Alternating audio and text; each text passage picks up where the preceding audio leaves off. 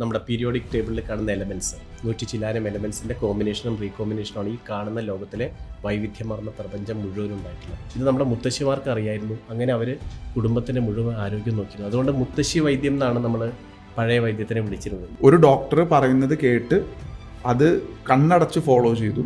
അദ്ദേഹം ഒരു നേരം 30 സപ്ലിമെൻറ്റ്സ് എടുക്കുമായിരുന്നു എന്നുള്ളതാണ്. ഒരു മരുന്ന് പ്രിസ്ക്രൈബ് ചെയ്താൽ പിന്നെ ആ ഡോക്ടറെ കാണാനേ പോകാറില്ല. ആളുകൾ അതങ്ങ് തുടരുകയും ചെയ്യും. ചില സമയത്ത് ഷുഗർ താഴെ പോവും.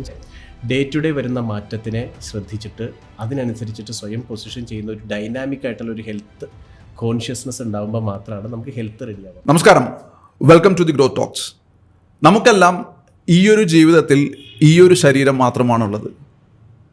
ഈ ശരീരത്തിലെ ആരോഗ്യം നമുക്ക് നിലനിർത്താൻ സാധിച്ചാൽ നമുക്ക് ഈ ജീവിതം വളരെ സന്തോഷത്തോടെ ജീവിച്ചു തീർക്കാം. ഈ ഒരു എപ്പിസോഡിൽ നമ്മൾ ചർച്ച ചെയ്യാൻ പോകുന്നത് നമ്മുടെ ഈ ശരീരത്തിനെ, ഓരോ മനുഷ്യനും അവരവരുടെ ശരീരം വ്യത്യസ്തമാണ്, അത് നിങ്ങൾക്കറിയാം.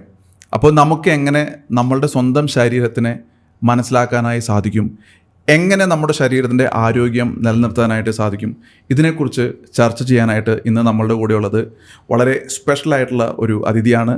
അദ്ദേഹത്തിൻ്റെ പേര് ഡോക്ടർ രാജീവ് വാര്യർ. അദ്ദേഹം ഒരു ആയുർവേദ ഡോക്ടറാണ്. അദ്ദേഹത്തിനോട് നമുക്ക് ചോദിക്കാം നമുക്ക് എങ്ങനെ നമ്മുടെ ആരോഗ്യത്തെ മനസ്സിലാക്കാനും അത് നിലനിർത്താനും സാധിക്കുമെന്ന്. So to doctor Rajeev.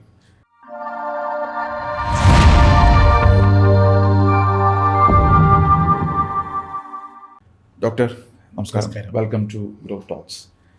നമുക്ക് ആദ്യം ഡോക്ടറിനെ പരിചയപ്പെട്ടുകൊണ്ട് തുടങ്ങാം. അപ്പോൾ ഡോക്ടർ എവിടെയാണ് പ്രാക്ടീസ് ചെയ്യുന്നത്, ഡോക്ടറിൻ്റെ ഇതൊക്കെ ഒന്ന് പറയാമോ? സെൽഫ് ഇൻട്രൊഡ്യൂസ് ചെയ്യാമോ? ശ്രീരുദ്രവിലാസം വൈദ്യശാല എന്നതാണ് എൻ്റെ ആയുർവേദ വൈദ്യശാലയുടെ പേര്. അത് തിരുവാങ്കുളത്ത്, ചോറ്റാനിക്കരയ്ക്കടുത്ത് തിരുവാങ്കുളത്ത് ആണ് അത് നടക്കുന്നത്. കൂടാതെ ചെറായി ബീച്ചിൽ, എറണാകുളത്ത് തന്നെയുള്ള ചെറായി ബീച്ചിൽ ഒരു ആയുർവേദ റിസോർട്ട് ഹോസ്പിറ്റൽ കൂടെ ചെയ്യുന്നുണ്ട്. ലേ മെറിഡിയൻ്റെ അകത്തുള്ള ആയുർവേദ സെൻറ്ററും നടത്തുന്നത് ശ്രീരുദ്രവിലാസം വൈദ്യശാല തന്നെയാണ്. ഈ 3 ഇൻസ്റ്റിറ്റ്യൂഷൻ തന്നെയാണോ ഓപ്പറേറ്റ് ചെയ്യുന്നത്? അല്ല, പാർട്ട്നേഴ്സ് ഉണ്ട്. ഡോക്ടർ സീതാലക്ഷ്മി പണ്ഡിതരാജൻ തൃക്കോവിൽ രാമവാര്യർ എന്ന് പറയുന്ന ഒരു വലിയ വൈദ്യൻ്റെ കൊച്ചുമകളാണ്. ആ ലെഗസിയാണ് ശ്രീരുദ്രവിലാസം വൈദ്യശാല മുന്നോട്ട് കൊണ്ടുപോകുന്നത്. ഗ്രേറ്റ്. ഡോക്ടർ, എത്ര ഡോക്ടേഴ്സ് ഉണ്ട് ഈ ഓരോ സ്ഥാപനത്തിലും? നമുക്ക് ഇപ്പോൾ 6ഓളം ഡോക്ടേഴ്സ് ഉണ്ട്. ആയുർവേദ ട്രീറ്റ്മെൻറ്റാണ് അതെ നമ്മൾ ചെയ്യുന്നത് അല്ലേ? ഓക്കെ. നമ്മൾ ഗ്രോത്ത് ടോക്സിൽ ജനങ്ങൾക്ക് ആവശ്യമുള്ള അവരുടെ ജീവിതത്തിൽ വരുത്തേണ്ട മാറ്റങ്ങൾ അല്ലെങ്കിൽ ബേസിക്കായിട്ട് നല്ലൊരു ജീവിതം ജീവിക്കാൻ വേണ്ടുന്ന ഇൻഫർമേഷൻ കൊണ്ടുവരിക എന്നുള്ളതാണ് ഗ്രോത്ത് ടോക്സിൽ ചെയ്യുന്നത്. അപ്പോൾ ഇവിടെ നമ്മൾ ഇന്ന് ചർച്ച ചെയ്യാൻ ആഗ്രഹിക്കുന്നത് എങ്ങനെ ഒരു വ്യക്തിക്ക് തൻ്റെ ശരീരത്തിനെ മനസ്സിലാക്കാൻ എന്ന് പറഞ്ഞാൽ, ഇപ്പോൾ അറിയാമല്ലോ നമ്മൾ എവിടെ പോയി കഴിഞ്ഞാലും എല്ലാം സ്റ്റാൻഡേർഡൈസ്ഡ് പ്രോട്ടോകോൾസിലാണ് ഓപ്പറേറ്റ് ചെയ്യുന്നത്. പക്ഷേ എല്ലാ ഇൻഡിവിജ്വലും വ്യത്യസ്തനാണ് എന്ന് ഞാൻ വിശ്വസിക്കുന്നു. കാരണം എൻ്റെ വീട്ടിൽ തന്നെ എൻ്റെ total habits and eating pattern, sleeping pattern, foods, everything is different. അപ്പോൾ വീടിൻ്റെ ഒരു കൾച്ചറിലേക്ക് മാറുമ്പോൾ എനിക്കത് കംഫർട്ടബിൾ അല്ല. പക്ഷേ എൻ്റെ കൾച്ചർ വേറെ ആർക്കും ഇഷ്ടമല്ല. അപ്പോൾ ഞാൻ തന്നെ അവിടെ ഡിഫറെൻ്റായി മാറി. Same with my children, wife, everybody is different. അപ്പോൾ അങ്ങനെയാണെന്നുണ്ടെങ്കിൽ എല്ലാവരും ശരിക്കും ഡിഫറെൻ്റ് ആണ്. പക്ഷേ നമ്മളെല്ലാവരും ഫോളോ ചെയ്യുന്നത് സ്റ്റാൻഡേർഡൈസ്ഡ് പാറ്റേൺസ് ആണ്. അപ്പോൾ ഇവിടെ നമുക്ക് എങ്ങനെ നമ്മളുടെ ഓരോരുത്തരുടെയും ശരീരത്തെ മനസ്സിലാക്കാൻ സ്വയം സാധിക്കും, അതോടൊപ്പം അതിന് വേണ്ടിയിട്ടുള്ള മാറ്റങ്ങൾ എങ്ങനെ കൊണ്ടുവരാനായിട്ട് സാധിക്കും? കൃത്യമാണ് പറഞ്ഞത് സുബിലാൽജി. കാര്യം ഇപ്പം വെള്ളം കുടിക്കുന്നതിനെ കുറിച്ച് നമുക്ക് പൊതുവായിട്ടുള്ള ധാരണ, എല്ലാവരും 2 ലിറ്റർ വെള്ളം കുടിക്കണം. ഇതൊരു പ്രഖ്യാപിത സ്റ്റേറ്റ്മെൻറ്റാണ്. എൻ്റെ കുറേ പേര് പറയും അങ്ങനെയല്ല, നമുക്ക് ഇഷ്ടം പോലെ കുടിക്കാം, അതും പറയും. പക്ഷേ ഈ 2 ലിറ്റർ എന്ന് പറയുന്ന ആ മിത്ത് വളരെ പവർഫുള്ളായിട്ട് നമുക്ക് സമൂഹത്തിലിടയിലുണ്ട്. അതുകൊണ്ട് 2 ലിറ്റർ ഉറങ്ങും മുമ്പേ എങ്ങനെയെങ്കിലും കുടിച്ചു തീർക്കാൻ ശ്രമിക്കുന്ന ഹെൽത്ത് കോൺഷ്യസ് ആയിട്ടുള്ള ആൾക്കാരെ നമ്മൾ കണ്ടിട്ടുണ്ട്. പക്ഷേ ആ ആൾക്ക് ആ 2 ലിറ്റർ വെള്ളം വേണ്ടതുണ്ടോ എന്ന് ആരയാളോട് പറയും? ഒരു എക്സ്പെർട്ടിനും പറയാൻ പറ്റില്ല. കാരണം എൻ്റെ ശരീരത്തിൻ്റെ ആവശ്യം എനിക്കാണ് മനസ്സിലാവുക. അത് മനസ്സിലാക്കാനുള്ള ശ്രദ്ധ, അത് മനസ്സിലാക്കാനുള്ള ഒരു മൈൻഡ്ഫുൾനെസ് എന്ന് ഇപ്പം നമ്മൾ വളരെ വ്യാപകമായിട്ട് ഉപയോഗിക്കുന്ന ഒരു വാക്കാണ്. ആ ഒരു മനസാന്നിധ്യം നമ്മളവിടെ ഉണ്ടാവണം ആ സന്ദർഭത്തിൽ. അപ്പം അങ്ങനെയാണെങ്കിൽ നമുക്ക് സാധിക്കും. പക്ഷെ നമുക്ക് എപ്പോഴും വേണ്ടത് എക്സ്പെർട്സിൻ്റെ കയ്യിൽ നിന്ന് കൃത്യമായി ഇൻസ്ട്രക്ഷനാണ്. അതിൻ്റെ കാരണം അങ്ങനെ ഒരു ഇൻസ്ട്രക്ഷൻ കിട്ടിയാൽ പിന്നെ അത് ഫോളോ ചെയ്താൽ മതി.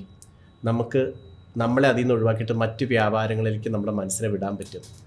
എക്സ്പെർട്ട് പറയുകയാണ് നിങ്ങൾ ഇതൊക്കെ രാവിലെ കഴിച്ചോളൂ, ഇത്ര വെള്ളം കുടിച്ചോളൂ, ഈ സപ്ലിമെൻറ്റ് കഴിച്ചോളൂ എന്ന് പറഞ്ഞാൽ നമ്മൾ വിചാരിക്കുന്നത് നമ്മുടെ ഹെൽത്തിൻ്റെ കാര്യങ്ങൾ അതുകൊണ്ട് കൂടിയിട്ട് ആ ലിസ്റ്റ് ഫോളോ ചെയ്യുമ്പോൾ അപ്പം ടോട്ടൽ അൺഅവെയർ ആയിട്ട് തന്നെ നമുക്കിത് കഴിച്ച് നമുക്ക് ആ പ്രോഗ്രാം കണ്ടിന്യൂ ചെയ്യാൻ പറ്റും. പക്ഷേ ഡേ ടു ഡേ വരുന്ന മാറ്റത്തിനെ ശ്രദ്ധിച്ചിട്ട് അതിനനുസരിച്ചിട്ട് സ്വയം പൊസിഷൻ ചെയ്യുന്ന ഒരു ഡൈനാമിക് ആയിട്ടുള്ള ഒരു ഹെൽത്ത് കോൺഷ്യസ്നെസ് ഉണ്ടാകുമ്പോൾ മാത്രമാണ് നമുക്ക് ഹെൽത്ത് റെഡിയാവുക. അപ്പോൾ ഇന്ന് ഞാൻ 2 ലിറ്റർ കുടിച്ചാൽ നാളെ കുടിക്കേണ്ട ആവശ്യം ഉണ്ടാവില്ല. ഒരു വേനൽ ദിനത്തിൽ കുടിക്കുന്ന അത്രയും വെള്ളം ഒരു മഴക്കാലത്ത് നമ്മൾ കുടിക്കുന്നില്ല. പക്ഷേ 2 ലിറ്റർ എന്ന് പറയുന്ന ആ നിയമം പാലിച്ചാലോ ഇതൊരു ശിക്ഷ പോലെ കുടിക്കേണ്ടിയും വരും. അപ്പം ഇത്തരം ഇൻസ്ട്രക്ഷൻസിൻ്റെ ഒരു അപകടം അത് നിങ്ങളെ കാര്യങ്ങൾ വളരെ സരളമാക്കും. പക്ഷെ അത്ര സരളമല്ല ഹെൽത്ത്. അതിന് നിങ്ങൾക്ക് റെസ്പോൺസിബിലിറ്റി ഉണ്ട്, നിങ്ങളുടെ ആരോഗ്യത്തിന് നിങ്ങൾക്കൊരു റെസ്പോൺസിബിലിറ്റി ഉണ്ട്. അതൊരു എക്സ്പെർട്ടിൻ്റെ കയ്യിൽ നിന്നൊരു ഡീറ്റെയിൽഡ് ചാർട്ട് മേടിച്ചിട്ട് അതങ്ങനെ ഇങ്ങനെ നടപ്പിലാക്കിയാൽ കിട്ടുന്നതല്ല എന്ന് മനസ്സിലാക്കലാണ് ഒന്നാമത്തെ സ്റ്റെപ്പ്. നമുക്ക് ഞാൻ ഇതൊന്ന് മുന്നോട്ട് പോകുന്നതിന് മുന്നേ ഇത് കാണുന്ന എല്ലാ പ്രേക്ഷകരോടും എനിക്ക് റിക്വസ്റ്റ് ഉള്ളത്, നിങ്ങളൊരു പേനയും പേപ്പറായിട്ട് ഇരിക്കുക. കാരണം ഇത് കണ്ടു തീരുന്ന സമയത്ത് എന്താണ് ഞാൻ സ്വയം ചെയ്യേണ്ടത് എന്ന് ഒരു ലിസ്റ്റ് പോലെ പ്രിപ്പയർ ചെയ്തിട്ട് അത് നിങ്ങൾ ഇംപ്ലിമെൻറ്റ് ചെയ്യാൻ ശ്രമിക്കുക. നിങ്ങൾക്ക് അതിൻ്റേതായ മാറ്റങ്ങൾ കാണാനായിട്ട് സാധിക്കും. യെസ്. അപ്പോൾ ഞാൻ ഒരു കാര്യം പറയട്ടെ. ഞാൻ ഈ അടുത്ത് കണ്ട ഒരു കേസാണ്. അത്യാവശ്യം റിച്ച് ആയിട്ടുള്ളൊരു പേഴ്സൺ, അദ്ദേഹം ഒരു എനർജി ഇല്ലാതെ അനങ്ങാൻ വയ്യാതെ ഒരു സിറ്റുവേഷനിലാണ് ഇപ്പോൾ. എന്ന് വെച്ചാൽ ബെഡ് റിട്ടേൺ അല്ല, തീരെ എനർജി ഇല്ല, ഒന്നും ചെയ്യാൻ സാധിക്കുന്നില്ല. അപ്പോൾ അദ്ദേഹത്തിൻ്റെ ഒരു ഇപ്പോൾ നോക്കിക്കൊണ്ടിരിക്കുന്ന ഒരു ഡോക്ടർ പറഞ്ഞത് അദ്ദേഹം ഒരു നേരം 30 സപ്ലിമെൻറ്റ്സ് എടുക്കുമായിരുന്നു എന്നുള്ളതാണ്. അപ്പോൾ പ്രൊലോങ്ഡായിട്ട് ഇത് കഴിച്ചുകൊണ്ടിരുന്നത് കൊണ്ട് തന്നെ ബോഡിക്ക് എടുക്കാൻ പറ്റാത്ത ന്യൂട്രീഷൻ എക്സസ് ആയിട്ടാണ് പുള്ളിയുടെ ഇന്നത്തെ പ്രശ്നങ്ങൾ വന്നിട്ടുള്ളത്. അപ്പോൾ ശരിക്ക് പുറമേൽ നിന്ന് ഒരാൾ സജസ്റ്റ് ചെയ്യുന്ന, ഇയാളുടെ ശരീരം അറിയാതെ സജസ്റ്റ് ചെയ്തിട്ടുള്ള മേ ബി സിംറ്റംസ്, ഇദ്ദേഹം പറഞ്ഞ സിംറ്റംസിന് ഓരോന്ന് ആഡ് ചെയ്തായിരിക്കും 30 വരെ എത്തിയത്.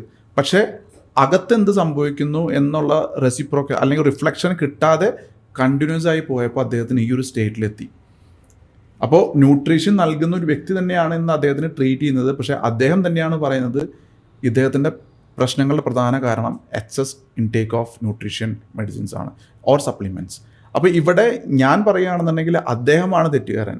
സ്വന്തം ശരീരം ഒബ്സർവ് ചെയ്യാതെ മനസ്സിലാക്കാതെ ഒരു ഡോക്ടർ പറയുന്നത് കേട്ട് അത് കണ്ണടച്ച് ഫോളോ ചെയ്തു. അതിൽ വരുന്ന മാറ്റങ്ങളെ റിഫ്ലക്റ്റ് ചെയ്ത് കൊടുത്തില്ല, റിപ്പോർട്ട് ചെയ്തില്ല.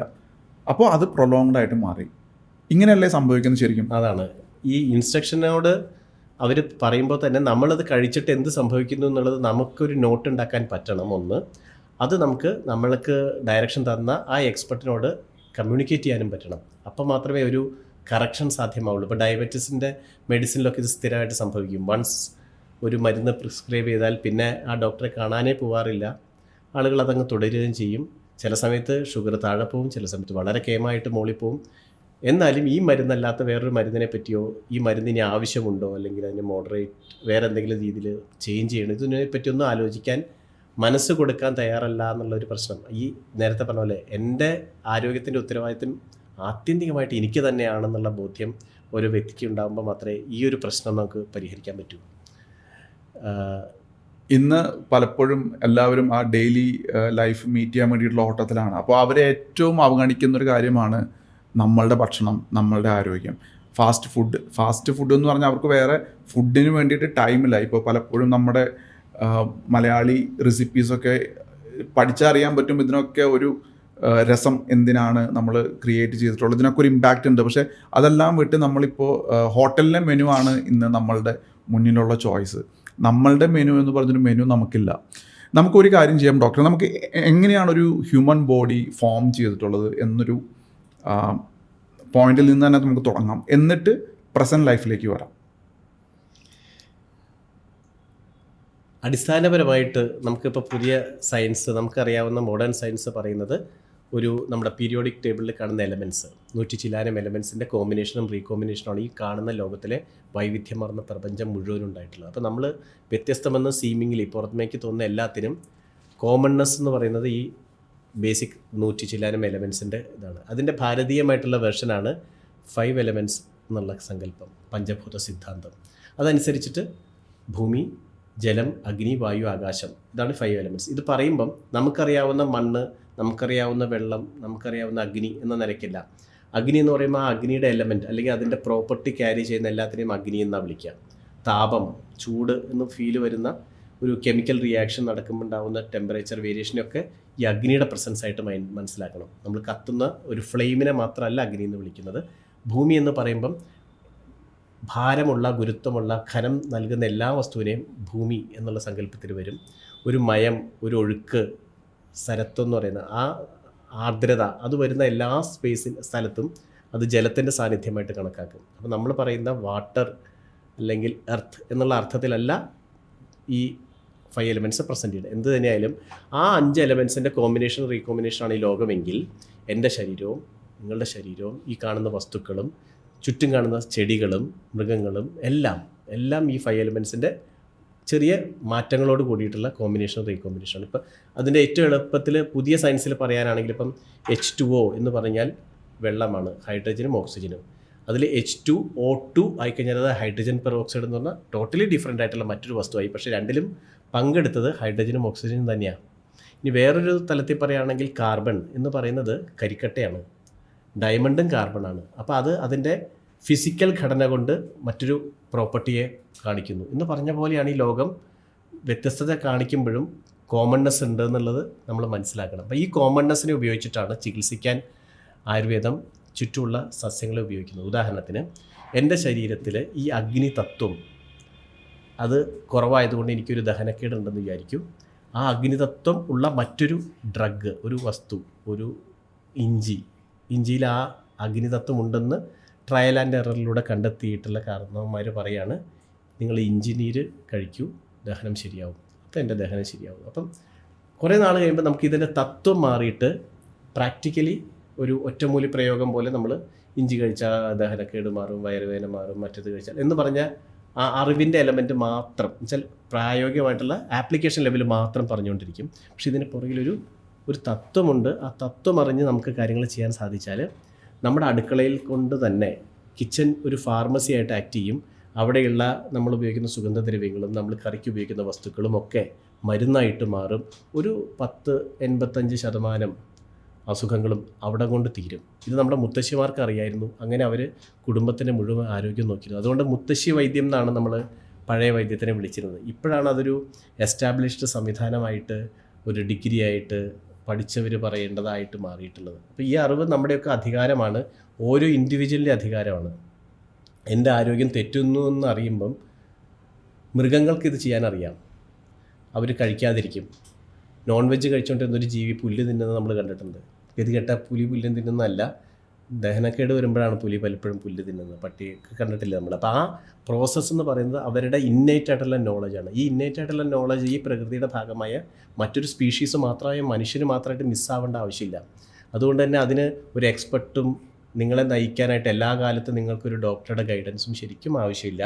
Provided what to look for within us എന്നറിയാൻ സാധിച്ചാൽ, എൻ്റെ ശരീരത്തിൽ എന്ത് മാറ്റം വരുമ്പോഴാണ് അത് ഇന്ന ദിശയിലേക്ക്, ഇൽ ഹെൽത്തിൻ്റെ ഡയറക്ഷനിലേക്കാണ് പോകുന്നതെന്ന് ഞാൻ മനസ്സിലാക്കേണ്ടതെന്ന് അറിഞ്ഞാൽ അവിടെ ഒരു യൂട്ടേൺ എടുത്താൽ മതി. അതിന് പകരം നമുക്കിത് അറിയാൻ പറ്റാത്തത് കൊണ്ട് നമ്മൾ മറ്റ് കാര്യങ്ങളിലേക്ക് നമ്മുടെ സെൻസ് ഓർഗൻസ് വ്യാപരിക്കുന്നുണ്ട്. ഒരു തവണ പോലും നമ്മൾ ശരീരത്തിലേക്ക് നോക്കാത്തത് കൊണ്ട് ഈ ചെറിയ സിംറ്റം മൂത്ത് വളരെ വലിയൊരു സ്കാനിലോ അല്ലെങ്കിൽ ഒരു ലാബ് ടെസ്റ്റിലോ കാണുന്ന വിധം ഒരു രോഗമായി മാറുമ്പോൾ മാത്രമാണ് നമ്മളതിനെ അഡ്രസ്സ് ചെയ്യാൻ തീരുമാനിക്കുന്നത്. പകരം ഇതതിൻ്റെ പൂർവ്വരൂപം എന്നാണ് ആയുർവേദം പറയുക. അതതിൻ്റെ പ്രഭവസ്ഥാനത്ത് തന്നെ ഐഡൻറ്റിഫൈ ചെയ്യാൻ പറ്റിയിരുന്നെങ്കിൽ അപ്പം തിരുത്താവുന്നത്, സൂചി കൊണ്ട് എടുക്കാവുന്നതിനെ നമുക്ക് പിന്നീട് തൂമ്പ കൊണ്ട് എടുക്കേണ്ടി വരുന്നൊരവസ്ഥയാണ് നമ്മുടെ ഇപ്പോഴത്തെ ആരോഗ്യ മേഖലയിൽ വരുന്നത്. അതിൻ്റെ കാരണം ഈ ശ്രദ്ധയില്ലായ്മയാണ്. അപ്പം എന്താണ് എൻ്റെ ശരീരം എന്ന് എന്നും ശ്രദ്ധിക്കാൻ നമ്മൾ കുറച്ച് സമയം മെനക്കെടണം എന്നുള്ളതാണ് ആരോഗ്യം സംരക്ഷിക്കുന്നതിൻ്റെ അടിസ്ഥാനപരമായിട്ടുള്ള കാര്യം. നമ്മൾ ഈ ആരോഗ്യം ഒബ്സർവ് ചെയ്യണം എന്ന് പറയുമ്പോൾ അല്ലെങ്കിൽ ശ്രദ്ധിക്കണമെന്ന് പറയുമ്പോൾ ഇന്ന് ശരിക്കും ഇപ്പോൾ ഒരു മെഡിറ്റേഷൻ ചെയ്യുന്ന സമയത്ത് ചില ആൾക്കാർക്ക് മെഡിറ്റേഷൻ ചെയ്യാൻ പറ്റില്ല. ചില ആൾക്കാർ ഇരുന്ന് കഴിഞ്ഞാൽ അവർ കാണുന്നത് സെൻസേഷൻസ് നോക്കാൻ പറയുമ്പോൾ അവർക്ക് ഒരുപാട് സെൻസേഷനാണ്. ചിലയിടത്ത് ചൊറിച്ചിൽ, ചിലയിടത്ത് തുടിക്കൽ, ചിലയിടത്ത് അങ്ങനെ ശരിക്കും നോക്കിക്കഴിഞ്ഞാൽ ഇത് ഫുൾ ഓഫ് എന്താ പറയുന്നത് ഡിസ്റ്റർബൻസസ് ആണ് ഈ ബോഡിയിൽ നടന്നുകൊണ്ടിരിക്കുന്നത്. അപ്പോൾ പലരും പിന്നെ അത് നെഗ്ലക്റ്റ് ചെയ്യാൻ തുടങ്ങും. വിട്, വേദന പോട്ടെ, അത് ഇന്നലെ ഉണ്ടായിരുന്നു 2 ദിവസം കഴിഞ്ഞാൽ മാറും. അപ്പോൾ വരുന്ന എല്ലാ ഇൻഡിക്കേഷൻസും നമ്മൾ പതിയെ അവോയ്ഡ് ചെയ്യുന്ന ഒരു ഹാബിറ്റിലേക്ക് മാറും. പിന്നെ ചില സമയത്ത് നമ്മൾ വേറെ ഏതെങ്കിലും ഒരു മരുന്നോ അല്ലെങ്കിൽ ഒരു സബ്സ്റ്റൻസോ എടുത്തിട്ട് അതിനെ സപ്രസ് ചെയ്ത് കഴിഞ്ഞാൽ പിന്നെ അത് അവിടെ ഇല്ല എന്നുള്ള വിശ്വാസത്തിൽ നമ്മൾ മുന്നോട്ട് പോകും. കുറേ കാലം കഴിഞ്ഞ് അത് വീണ്ടും എക്സ്പ്രസ് ചെയ്യുമ്പോൾ കുറച്ചും കൂടി ഇൻറ്റൻസിറ്റി കൂടിയിട്ടുണ്ടായിരിക്കും. അപ്പോൾ ഇവിടെ കുറച്ചും കൂടി വലിയൊരു ഡോസിലേക്ക് പോകേണ്ടി വരും. അപ്പോൾ ശരിക്കും പറഞ്ഞാൽ ഇത് നമുക്ക് ഈ ഒരു ടോപ്പിക്കിനെ കുറിച്ചിട്ട് how to look into our self, അല്ലെങ്കിൽ നമുക്ക് എങ്ങനെ നമ്മളുടെ ബോഡിയെ ഒബ്സർവ് ചെയ്യണം എന്നൊരു സബ്ജക്റ്റ് നമ്മളെ പഠിപ്പിക്കാത്തത് കൊണ്ടും ഇന്നത്തെ ലിവിങ് കണ്ടീഷൻസിൽ ഒരു പാരൻറ്റിനും അറിയില്ല, ആ പാരൻറ്റിനെ പഠിപ്പിച്ചു കൊടുക്കാനുള്ള സമയവും ഇല്ലാത്തത് കൊണ്ട് പുതിയ കുട്ടികൾക്കും ഇതിനെക്കുറിച്ച് ഒന്നും അറിയില്ല. പിന്നെ അവർ ഡേ 1 തൊട്ട് കഴിച്ചു വരുന്ന ഇന്ന് മാർക്കറ്റിൽ കിട്ടുന്ന food, what they call food is totally something which is dangerous to health. അപ്പോൾ ഇവിടെ നമ്മൾ ഏറ്റവും ആദ്യം ചർച്ച ചെയ്യേണ്ടത് എനിക്ക് തോന്നുന്നു, എന്താണ് ശ്രദ്ധിക്കേണ്ടത്, എങ്ങനെയാണ് ശ്രദ്ധിക്കേണ്ടത്. അതിൽ നിങ്ങൾക്ക് ചിലപ്പോൾ തോന്നലുകളാണ് എന്ന് പറഞ്ഞ് നമ്മൾ തള്ളിക്കളയുന്ന പലതും തോന്നലുകളല്ല, ഇൻഡിക്കേഷനാണ് അല്ലെങ്കിൽ ഇൻറ്റ്യൂഷനാണ്, ഇതാണ് മെസ്സേജ് എന്ന് നമ്മൾ മനസ്സിലാക്കുന്നില്ല. ഇത് എങ്ങനെ ഒരാൾക്ക് ചെയ്യാനായിട്ട് സാധിക്കും? How to observe themselves and how to identify the right messages from the body. Body mass index എന്ന് പറഞ്ഞിട്ട് നമ്മൾ എല്ലാവരും വണ്ണവുമായിട്ട് ബന്ധപ്പെട്ട് ഉപയോഗിക്കുന്ന ഒരു പാരാമീറ്റർ ഉണ്ട്. എനിക്ക് എൻ്റെ ശരീരത്തിന് എത്ര ഭാരം വേണം എന്നുള്ളത് എൻ്റെ തൂക്കവും എൻ്റെ പൊക്കവുമായിട്ട് ബന്ധപ്പെടുത്തിയിട്ട് നമ്മൾ ഫിക്സ് ചെയ്തിരിക്കുകയാണ്. അങ്ങനെ എല്ലാ മനുഷ്യർക്കും തെങ്ങിനും കവുങ്ങിനും ഒരേ തളപ്പ് കിട്ടുന്ന പോലത്തെ വാല്യൂ പറയാൻ നമുക്ക് പറ്റില്ല. കാരണം ഓരോ മനുഷ്യനും അവൻ്റെ ഈ നേരത്തെ പറഞ്ഞ കോമ്പിനേഷൻ്റെ വ്യത്യാസം കൊണ്ട് ഡിഫറെൻ്റാണ്. അപ്പോൾ നമ്മുടെ കയ്യിലെ കൈരേഖ പോലെ ഓരോ വ്യക്തിയുടെയും ബേസിക് ബോഡി ടൈപ്പ് ഡിഫറെൻ്റ് ആണ് എന്നുള്ള നിലയ്ക്ക്, യുണീക്ക് ആണെന്നുള്ള നിലയ്ക്ക് കോടിക്കണക്കിന് എത്ര മനുഷ്യരുണ്ടോ അത്രയും ബോഡി ടൈപ്പ് ഉണ്ട്. എന്നിരുന്നാലും അവയുടെ ഒരു ബ്രോഡർ ക്ലാസിഫിക്കേഷനായിട്ട് 7 തിരിച്ചിട്ടുണ്ട്. അതിൻ്റെ അടിസ്ഥാന കാരണം എന്ന് പറയുന്നത് ആയുർവേദം പറയുന്ന ഒരു വാത പിത്ത കഫങ്ങൾ എന്ന് പറയുന്ന ആ കോൺസെപ്റ്റ് കുറച്ച് എക്സ്പ്ലെയിൻ ചെയ്യാൻ ഈ കോണ്ടെക്സ്റ്റിൽ എളുപ്പമല്ല. പക്ഷേ ടൈപ്പ് പറയുമ്പോൾ അതാണ് പേരെന്ന് കരുതിക്കോളൂ. ഈ വാതപിത്ത കഫങ്ങളുടെ കോമ്പിനേഷൻ വെച്ചിട്ട് 7 ബോഡി ടൈപ്പും ഉണ്ട്. അപ്പോൾ കഫപ്രകൃതി എന്നൊരാളെ പറ്റി പറയുന്നത് someone who has a broader shoulder, അയാളുടെ മസ്കുലേച്ചർ ഉണ്ടാവും, അയാളുടെ എല്ല് പുറത്ത് കാണില്ല, അയാളുടെ ഞരമ്പുകൾ പുറത്ത് കാണില്ല, അയാൾ നടക്കുമ്പോൾ ജോയിൻസിൽ നിന്ന് ഒച്ച വരില്ല, വലിയ കണ്ണ്, മുടി ഇടതുറന്നതായിരിക്കും എന്നൊക്കെ പറഞ്ഞിട്ട് കഫപ്രകൃതിക്കാരൻ്റെ ഡിസ്ക്രിപ്ഷനുണ്ട്. അത് അയാളുടെ ഹെൽത്തി സ്റ്റേറ്റാണ്. ഒബീസ് ആയിട്ടുള്ള ഒരാളല്ല കഫപ്രകൃതിക്കാരൻ, ഹെൽത്തി ആയിട്ടുള്ള എന്നാൽ ഭാരമുള്ള ഒരാളാണ് കഫപ്രകൃതിക്കാരൻ. വാദപ്രകൃതി എന്നുള്ള വേർഡ് കൊണ്ട് തന്നെ അതിനർത്ഥം it is normal to him എന്നാണ്. അപ്പം മെലിഞ്ഞിരിക്കുന്ന ഒരാളാണ് അയാൾ. പക്ഷേ അയാൾ രോഗിയല്ല, മെലിഞ്ഞിരിക്കുന്നത് അയാളുടെ ഹെൽത്തി സ്റ്റേറ്റാണ്. അയാളെ വണ്ണമുള്ള ആളാക്കാൻ നോക്കരുത്. വണ്ണം ബേസിക് നേച്ചറിലുള്ള ഒരാളെ മെലിയിക്കാനും നോക്കരുത്. അപ്പം നമ്മുടെ ബേസിക് ബോഡി ടൈപ്പ് അറിഞ്ഞാൽ മാത്രമേ ഈ ഒരു പൊസിഷനിങ് എടുക്കാൻ പറ്റുള്ളൂ. ഇല്ലെങ്കിൽ എല്ലാവർക്കും പറഞ്ഞ യൂണിവേഴ്സലായിട്ടുള്ള ബോഡി മാസ് ഇൻഡെക്സിലേക്ക് അതിൻ്റെ റേഞ്ചിൽ താഴെ നിൽക്കാൻ ശ്രമിച്ചുകൊണ്ടേയിരിക്കും. ഇതൊരു വലിയ ഡിപ്രഷനും കാരണമാകും. അപ്പം ഈ പ്രകൃതി അനുസരിച്ചിട്ട് എനിക്കിത്രയും ആവാം എന്ന് നമുക്ക് മനസ്സിലാക്കണം. ഈ നേരത്തെ ഇതിൻ്റെ കാര്യം പറഞ്ഞ പോലെ ബ്ലഡ് പ്രഷറിനെ പറ്റി പറയുന്നത് പോലെയാണ്. കുറേ ആളുകൾക്ക് നമ്മൾ സോക്കോൾ ഹൈ പ്രഷർ എന്ന് പറയുന്നത് നോർമലാണ്. അതിന് കാരണം ബ്ലഡ് പ്രഷർ നിശ്ചയിക്കപ്പെടുന്നത് ഒരു വലിയ സാമ്പിൾ സൈസിലുള്ള സ്റ്റാറ്റിസ്റ്റിക്സ് ആണ്. അപ്പാരൻ്റ്ലി ഹെൽത്തി ആണെന്ന് കരുതുന്ന കുറേ മനുഷ്യരുടെ ഒരുമിച്ച് കൂട്ടിയിട്ട് അവരുടെ ബ്ലഡ് പ്രഷർ ചെക്ക് ചെയ്തിട്ട് അതിൻ്റെ സ്റ്റാറ്റിസ്റ്റിക്കൽ ആവറേജ് എടുത്തിട്ടാണ് ഇന്ന് നമ്മൾ പറയുന്ന 120/80 എന്ന് പറയുന്നത്. അപ്പം ആ സാമ്പിൾ സൈസ് എടുക്കാനായിട്ടുള്ള ആ എക്സ്പെരിമെൻറ്റിൽ പങ്കെടുത്ത സമയത്ത് ഹെൽത്തി ആയിട്ടുള്ള 130കാരനുണ്ടായിരുന്നു, 110കാരനുണ്ടായിരുന്നു, താഴത്തെ ലെവൽ 70-60കാരനുണ്ടായിരുന്നു. അവർ ഹെൽത്തി ആണെന്നുള്ള പേരിലാണ് ആ ലിസ്റ്റിൽ കയറിയത്. പക്ഷേ ഈ ആവറേജ് എടുത്തതിന് ശേഷം 120/80 ഫിക്സ് ആയിക്കഴിഞ്ഞാൽ ഹെൽത്തി എന്ന പേരിൽ ആ പരീക്ഷണത്തിൽ ആ സ്റ്റാറ്റിസ്റ്റിക്സിൽ പങ്കെടുത്തവർ പോലും 130കാരൻ ഹൈ BP കാരനായി മാറുകയാണ്. കാരണം എന്താ? അയാൾ ആ ആവറേജിൽ വന്നില്ല എന്നുള്ളതുകൊണ്ട്. അപ്പം ഇങ്ങനെ നമ്പറുകൾ നമ്മളെ വല്ലാതെ ഭ്രമിപ്പിക്കുന്നുണ്ട്. അപ്പം എത്ര അളവിൽ നമ്മൾ ഇതിനെക്കുറിച്ച് സീരിയസ് ആയിട്ട് എടുക്കണം എന്നുള്ളതാണ് അടുത്ത പോയിന്റ്. എന്ന് വെച്ചാൽ അതിന് എത്ര വാല്യൂ കൊടുക്കണം. അപ്പോൾ എങ്ങനെ വാല്യൂ കൊടുക്കണം? ലാബിലെ ടെസ്റ്റിൻ്റെ വാല്യൂ ഇരിക്കെ തന്നെ എൻ്റെ ശരീരം ഈ കാണുന്ന ഇതിനോട് അനുസൃതമായിട്ടുള്ള അസ്വസ്ഥതകൾ കൂടെ കാണിക്കുന്നുണ്ടോ എന്ന് അടിസ്ഥാനപ്പെടുത്തി വേണം, അതായത് സബ്ജക്റ്റീവായിട്ട് വ്യക്തിപരമായിട്ട് ഞാൻ അനുഭവിക്കുന്ന ബുദ്ധിമുട്ടും ഈ പേപ്പറിൽ കാണുന്ന വാല്യൂവും തമ്മിലുള്ള കോറിലേഷൻ കൂടി ആയാൽ മാത്രമേ നിങ്ങൾ സ്വയം രോഗിയെന്ന് വിളിക്കാവൂ. അതല്ലെങ്കിൽ വെറുതെ ഈ സംഖ്യ കണ്ടിട്ട് ഭയന്ന് പാരനോയിഡ് ആവുന്ന ആൾക്കാർ നമ്മൾ കണ്ടിട്ടുണ്ട്. ആകെ ഭയന്ന് ഞാൻ രോഗിയാണെന്ന് സ്വയം പ്രഖ്യാപിക്കുന്ന ധാരാളം മനുഷ്യരുണ്ട്. അപ്പം ഇവിടെയാണ് ഈ നമുക്ക് തന്നെ എടുക്കാവുന്ന ചെക്ക് ലിസ്റ്റുകൾ പ്രസക്തമാവുന്നത്. നമ്മുടെ ഉറക്കം, നമ്മുടെ മലശോധന, നമ്മുടെ ശരീരം വിയർക്കുന്ന രീതി, നമുക്കുള്ള വിശപ്പിൻ്റെ രീതി, നമ്മുടെ മനസ്സിൻ്റെ സ്റ്റേറ്റ്, നമ്മുടെ അങ്ങനെ നമുക്ക് മനസ്സിലാവുന്ന ഘടകങ്ങളെ മുഴുവനും എടുത്തിട്ട് അതിൽ എൻ്റെ ഹെൽത്തി സ്റ്റേറ്റ് ഏതാണെന്ന്, ഞാൻ ഇത്രയും കാലം ജീവിച്ചു വരുമ്പോൾ ഏറ്റവും കൂടുതൽ എൻ്റെ കൂടെ ഉള്ളത് ഞാൻ തന്നെയാണ്, അത് നമുക്ക് നോട്ട് ഡൗൺ ചെയ്യാനുള്ള വിധത്തിൽ നമുക്ക് ശ്രദ്ധിക്കാൻ പറ്റണം. ഉദാഹരണത്തിന് ഉറക്കം. കഫപ്രകൃതിക്കാർക്ക് കൂടുതൽ ഉറങ്ങണം, അവരുറങ്ങും. വാദപ്രകൃതിക്കാരുടെ ഉറക്കം മോശമായിരിക്കും. എന്നുവെച്ചാൽ മോശം എന്നല്ല, കുറവായിരിക്കും. അത് മോശമല്ല, കാരണം അത്രയോ അവർക്ക് ഉറങ്ങേണ്ട ആവശ്യമുള്ളൂ, അത്രയോ അവർ ഉറങ്ങുള്ളൂ. അപ്പം കൂടുതൽ ഉറങ്ങുന്ന ഒരാളെ കുറ്റപ്പെടുത്താനോ കുറച്ച് ഉറങ്ങുന്ന ഒരാൾക്ക് ഉറക്ക ഗുളിക കൊടുക്കുകയോ ചെയ്യേണ്ട ആവശ്യമില്ല. അത് അവരുടെ ബോഡി ടൈപ്പുമായിട്ട് ബന്ധപ്പെട്ടാണെന്ന് മനസ്സിലാക്കണം. അപ്പോൾ എവിടം തൊട്ടാണ് അസുഖം തുടങ്ങുന്നത്, എവിടം വരെയാണ് അവരത് നാച്ചുറലായിട്ട് നിൽക്കുന്നതെന്ന് അറിയാൻ ഓരോരുത്തർക്കും അവനവൻ്റെ ജീവിതത്തിൽ കൂടെ ഇങ്ങനെ നോക്കി പോകണം. അപ്പോൾ ഉറക്കത്തിനെ സെറ്റ് ചെയ്യുമ്പോൾ വേറെ കാര്യമുണ്ട്. ചിലർക്ക് ഉറക്കം വരില്ല, വേറെ ചിലർക്ക് ഉറങ്ങിയതിന് ശേഷം കുറച്ച് കഴിഞ്ഞിട്ട് ഉണർന്നാൽ പിന്നെ ഉറങ്ങാൻ പറ്റില്ല. ഇങ്ങനെ ഉറക്കത്തിൻ്റെ രണ്ട് തലം. അപ്പം ഉറക്കമേ വരാത്തവർക്ക് വാദം വർദ്ധിച്ച് നിൽക്കുകയാണെന്ന് മനസ്സിലാക്കാൻ പറ്റും. അപ്പോൾ അതിനനുസരിച്ചിട്ടുള്ള കാര്യങ്ങൾ ചെയ്യാൻ പറ്റും. ഉറങ്ങിയതിന് ശേഷം ഇടയ്ക്കൊന്ന് ഉണർന്ന് പിന്നെ ഉറങ്ങാൻ പറ്റാത്തവരുടെ കാര്യത്തിൽ അവരുടെ ഉള്ളിലെ ഈ ഫയറി എലമെൻറ്റ്, പിത്തം എന്ന് നമ്മൾ പറയുന്നത്, ആ ചൂട്, അതാണ് അവരെ പിന്നെ ഉറക്കാത്തത്. അപ്പം അതിനുള്ള പരിഹാരം മറ്റൊന്നാണ്. അപ്പം ഉറക്കമില്ലായ്മ എന്ന് പറയുന്ന വിഷയത്തിന് മയക്കുമരുന്ന് കൊടുക്കൽ അല്ലെങ്കിൽ ഉറക്ക ഗുളിക കൊടുക്കൽ എന്ന് പറയുന്ന ഒരു സൊല്യൂഷൻ ആശ്വാസകരമാണ്, കുറേ പേർക്ക് അത് ഗുണം ചെയ്യുന്നുണ്ട്. പക്ഷേ അതല്ലാത്ത എന്തെങ്കിലും ഉണ്ടോ എന്ന് നോക്കുമ്പം ചിലപ്പോൾ കുറച്ച് സ്പൈസി ആയിട്ടുള്ള ആഹാരം കഴിക്കൽ ഒഴിവാക്കിയാൽ, കുറച്ചൊരു എണ്ണ തലയിൽ വയ്ക്കാൻ പറ്റിയാൽ, കാൽപാദത്തിനടിയിൽ ഇച്ചിരി എണ്ണ തേക്കാൻ സാധിച്ചാൽ, കൃത്യമായിട്ടുള്ള മലശോധന നടന്നാൽ, ഇതൊക്കെ ചെയ്താൽ ചിലപ്പോൾ ഉറങ്ങാൻ പറ്റിയേക്കും. അപ്പോൾ ഈ കാര്യങ്ങൾ അറിയാമെങ്കിൽ ഒരു പക്ഷേ നമുക്കൊരു സൈക്കാട്രിക് ഡ്രഗിനെ അല്ലെങ്കിൽ ഒരു ഉറക്ക ഗുളികയെ ഡിപ്പെൻഡ് ചെയ്യുന്ന ഒരു പാറ്റേൺ ബ്രേക്ക് ചെയ്യാൻ പറ്റിയേക്കും.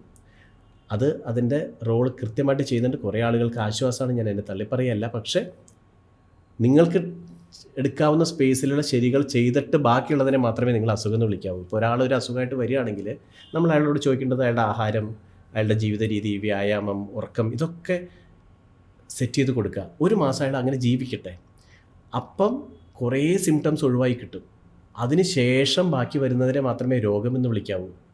കാരണം നിങ്ങൾ വേണ്ടത് ചെയ്യാത്തത് കൊണ്ട് ശരീരം അതിൻ്റെ ലക്ഷണങ്ങൾ കാണിച്ചതാണ്. അപ്പോൾ നിങ്ങൾ സമയത്ത് ഉറങ്ങൂ, നിങ്ങൾ സമയത്ത് ആഹാരം കഴിച്ച് നോക്കൂ, കുറച്ച് മാത്രം കഴിക്കൂ, ചില ആഹാരങ്ങൾ ഒഴിവാക്കൂ എന്ന് പറഞ്ഞ് നിങ്ങൾക്ക് തിരുത്താവുന്നതെല്ലാം തിരുത്തിയതിന് ശേഷം, അങ്ങനെ ഒരു മാസം ജീവിച്ചതിന് ശേഷം ബാക്കി നിൽക്കുന്ന സിംറ്റംസിനെ മാത്രമേ നിങ്ങൾ അസുഖം എന്ന് വിളിക്കാവൂ. അതല്ലെങ്കിൽ എന്ത് പറ്റുമെന്ന് വെച്ച് കഴിഞ്ഞാൽ നേരെ നിങ്ങൾ മരുന്നിലേക്ക് പോകും. പിന്നെ ഒരു കാലത്തും നിങ്ങൾക്ക് ഹെൽത്തി ആവാൻ പറ്റില്ല, കാരണം നിങ്ങൾ മരുന്നിൻ്റെ ഒരു അടിമയായിട്ട് മാറുകയാണ് പിന്നെ. അപ്പോൾ അതുകൊണ്ട് ഈ ഉറക്കത്തിനെ പറ്റി പറഞ്ഞതുപോലെ ആഹാരത്തെ പറ്റിയിട്ട് പല സ്കൂൾ ഓഫ് തോട്ട്സ് ഉണ്ട്. ഡയറ്റിൻ്റെ വെയിറ്റ് റിഡക്ഷന് വേണ്ടിയിട്ട് പറയും കുറേശ്ശെ ഇടയ്ക്കിടയ്ക്ക് കഴിക്കൂ എന്ന് പറയുന്നൊരു സ്കൂളുണ്ട്. അത് ആയുർവേദം അംഗീകരിക്കുന്നേ ഇല്ല. അതിനെ അധ്യശനം എന്നാണ് പറയുക. കഴിച്ചിട്ട് അതിൻ്റെ ദഹന പ്രക്രിയ തീരും മുമ്പേ അടുത്ത ഫുഡ് അതിൻ്റെ മുകളിൽ വന്ന് വീഴുന്നു എന്ന് അതിനർത്ഥം. അങ്ങനെ കഴിക്കാനല്ല ആയുർവേദം പറയുന്നത്. ആക്ച്വലി 2 നേരം മാത്രമേ ആയുർവേദം വിധിയുള്ളൂ. ഇന്ന് വളരെ പ്രൊമിനൻ്റായിട്ടും ഒരു പുതിയ ഫാഷനായിട്ടും വന്നിട്ടുള്ള ഇൻ്റർമിറ്റൻറ്റ് ഫാസ്റ്റിംഗ് എന്ന് പറയുന്നത് ഇന്ത്യൻ വേ ഓഫ് ഈറ്റിങ്ങിൻ്റെ നാച്ചുറൽ ഇതായിരുന്നു. 2 നേരം ആഹാരകാലം പറഞ്ഞിട്ടുള്ളൂ. 2 നേരം കഴിക്കാനാണ് വിധി. കൂടുതൽ നേരം നമ്മളെ കൊണ്ട് കഴിപ്പിച്ചത് ഇവിടുത്തെ ഫുഡ് ഇൻഡസ്ട്രിയാണ്. കാരണം അവർ ഉണ്ടാക്കി വെച്ചിട്ടുണ്ട്, കഴിക്കാൻ ആൾ വേണം. അതുകൊണ്ട് നിങ്ങൾക്ക് രാവിലെയും ഉച്ചയ്ക്കും വൈകുന്നേരം ഒക്കെ കഴിക്കണമെന്നും ലേറ്റ് നൈറ്റ് കഴിക്കണമെന്നും നൈറ്റ് ലൈഫ് വേണം എന്നൊക്കെ നമ്മൾ വാശി പിടിക്കുന്നത് ആലോചിച്ച് നോക്കിയാൽ തമാശയാണ്. കാരണം ഉറങ്ങാനാണ് രാത്രി. പഴയ അക്രോ കുറുസോവയുടെ ഒരു സിനിമയുണ്ട്, ഒരു വിൻവിൻഡുകളുള്ള ഗ്രാമം എന്ന് പറഞ്ഞിട്ട്. ആ ഗ്രാമത്തിലൊരു വൃദ്ധൻ ഇങ്ങനെ കൊട്ട നെയ്തുകൊണ്ടിരിക്കുമ്പോൾ ഒരു ചെറുപ്പക്കാരൻ അവിടെ വന്നിട്ട് ഇങ്ങനെ സംസാരിക്കണതിനിടയ്ക്ക് ഇവിടെ കറണ്ട് ഇല്ലേ എന്ന് ചോദിക്കുകയാണ്. അപ്പോൾ കറണ്ടില്ല. അപ്പോൾ രാത്രി ഭയങ്കര ഇരുട്ടല്ലേ എന്ന് ചോദിക്കുക. അപ്പോൾ അദ്ദേഹത്തിൻ്റെ ഒരു മറുപടി ഉണ്ട്, രാത്രികൾ ഇരുട്ടാവാനുള്ളതാണ്. അത് ലൈറ്റിട്ട് നിങ്ങൾ വെളുപ്പിച്ച് കഴിഞ്ഞാൽ നിങ്ങളുടെ ബയോളജിക്കൽ സിസ്റ്റം കൺഫ്യൂസ്ഡ് ആവും. അങ്ങനെ കൺഫ്യൂസ്ഡ് ആയ രാത്രി ഏതാ പകലേതാണെന്നറിയാതെ ജീവിക്കുന്ന ഒരു ജനതയാണ് നമ്മുടെ. നമ്മുടെ മുടി നരയ്ക്കുന്നതിൻ്റെ ഒരു കാരണം ലേറ്റ് നൈറ്റ് ഉണർന്നിരിക്കുന്നതാണ്. മുടി കൊഴിയുന്നതിൻ്റെ കാരണം അതാണ്. സ്കിന്നിന് വരുന്ന ഇഷ്യൂസിൻ്റെ കാരണം ഉറക്കമില്ലായ്മയാണ്. ജോലിയുടെ കാരണം കൊണ്ട് ഉറങ്ങാൻ പറ്റാത്തവർ, ഷിഫ്റ്റിൻ്റെ കാരണം കൊണ്ട് ഉറങ്ങാൻ പറ്റാത്തവരുടെ കാര്യം മാറ്റി വയ്ക്കൂ. മൊബൈൽ കാരണം റീല് കണ്ടിരുന്ന് ഉറങ്ങാതെ 10ഉം 12ഉം 1 മണിക്കും ഒക്കെ പോകുമ്പോഴേക്കും നിങ്ങൾ ടാമ്പർ ചെയ്യുന്നത് നിങ്ങളുടെ നാച്ചുറൽ സിസ്റ്റത്തെയാണ്. ഇത് പിന്നെ ഇനി ഒരു അസുഖം വരുമ്പം അങ്ങനെ സംഭവിക്കുന്നുണ്ട്. നമ്മൾ ഇവരോട് ഈ ചിട്ടകളൊക്കെ പറയുമ്പോൾ അതിലൊന്നും ഇടപെടണ്ട, എൻ്റെ ഈ അസുഖം മാത്രം മാറ്റിത്തരൂ എന്ന് പറയുന്ന പേഷ്യൻസ് ഉണ്ട്. അങ്ങനെ ഒരു അസുഖം മാറില്ല. കാരണം നിങ്ങളുടെ അതാണ് നേരത്തെ പറഞ്ഞത്, ജീവിതശൈലി ശരിയാക്കി ബാക്കി വരുന്നതിനെ മാത്രമേ അസുഖം എന്ന് വിളിക്കാവൂ. ജീവിതശൈലി മാറ്റാൻ പറ്റാത്ത രോഗത്തിന് എന്ത് ചെയ്യണമെന്ന് അറിയില്ല. കാരണം അത് സൂയിസൈഡലാണെന്നേ നമുക്ക് പറയാൻ പറ്റൂ. നിങ്ങൾക്ക് ഇതാണ് നിങ്ങളുടെ രോഗത്തിൻ്റെ കാരണം എന്ന് പറഞ്ഞിട്ടും, അതായത് ജാനാമി ധർമ്മം നചമേ പ്രവൃത്തി, ജാനാമി അധർമ്മം നചമേ നിവൃത്തി എന്ന് ദുര്യോധനൻ പറയുന്നുണ്ട്. ശരി ഏതാണെന്ന് എനിക്കറിയാം, പക്ഷേ എനിക്ക് ചെയ്യാൻ പറ്റണില്ല. തെറ്റ് ഏതാണെന്ന് എനിക്കറിയാം, പക്ഷെ അതിൽ നിന്ന് മാറി നിൽക്കാനും പറ്റുന്നില്ല എന്ന് പറയുന്ന അങ്ങോരുടെ ഒരു ദുരവസ്ഥയുണ്ട്. അത് മിക്കവാറും നമ്മളിപ്പോൾ കാണുന്ന യങ്സ്റ്റേഴ്സൊക്കെ പറയുന്ന ഒരു അവസ്ഥയാണ്. കാര്യം നമ്മളിതൊക്കെ പറഞ്ഞാൽ അവർ വിചാരിക്കുന്നത് നമ്മളെന്തോ ഗുണദോഷിക്കുകയാണ്, അവർ നമ്മൾ മോറലി ഗൈഡ് ചെയ്യാണ്. മോറലി ഗൈഡ് ചെയ്യണമല്ല, ഫിസിക്കലി ഹെൽത്ത് വൈസ് ഗൈഡ് ചെയ്യുന്നതാണ്. ഇത് ചെയ്തില്ലെങ്കിലുള്ള അപകടം. നിങ്ങൾ രാത്രി ഉണർന്നിരുന്നാൽ നമുക്കെന്താ കേട്? രാത്രി ഉണർന്നിരുന്നാലുള്ള കേട് നിങ്ങളുടെ മുടി, നിങ്ങളുടെ സ്കിൻ, നിങ്ങളുടെ ദഹന വ്യവസ്ഥ, നിങ്ങളുടെ ബുദ്ധി, നിങ്ങളുടെ ഓർമ്മ, ഇതിനെയൊക്കെ ബാധിക്കും എന്നുള്ള ഒരു കാരണം കൊണ്ട് നിങ്ങളുടെ നാച്ചുറൽ ബയോളജിക്കൽ റിതമിലേക്ക് തിരിച്ചു വരൂ എന്ന് പ്രകൃതി പറഞ്ഞുകൊണ്ടിരിക്കുന്നത് നമ്മൾ എയർ ചെയ്യുന്നു എന്ന് മാത്രമേ ഉള്ളൂ. അത് എടുക്കാൻ സാധിക്കുന്നിടത്തുനിന്ന് മാത്രമേ പുതിയ ജനറേഷൻ, ഇപ്പോൾ പെൺകുട്ടികൾക്കൊക്കെ PCOD ഇതൊക്കെ വരുന്നത് അവരുടെ ജീവിതശൈലിയിൽ നിന്നാണെന്ന് അവർക്ക് ബോധ്യപ്പെടുത്താൻ നമുക്ക് സാധിക്കണില്ല. അപ്പോൾ അവർ വിചാരിക്കുന്നത് നമ്മൾ തന്ത വൈബ് പറയുകയാണെന്നാണ്.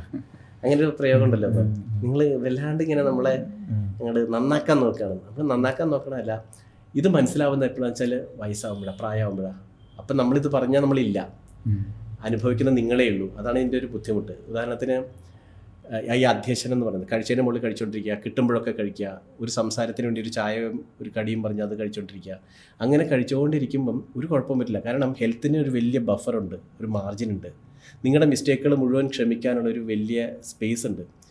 അതിലിങ്ങനെ ബാങ്ക് ബാലൻസ് കുറഞ്ഞ് വന്നിട്ട് ഒരു പോയിന്റ് എത്തിയിട്ട് നിങ്ങൾ ഈ ഡിസീസ് എന്ന് പറഞ്ഞ സ്പെക്ട്രത്തിൽ എത്തിക്കഴിഞ്ഞാൽ പിന്നെ തിരിച്ചു കയറൽ എളുപ്പമല്ല.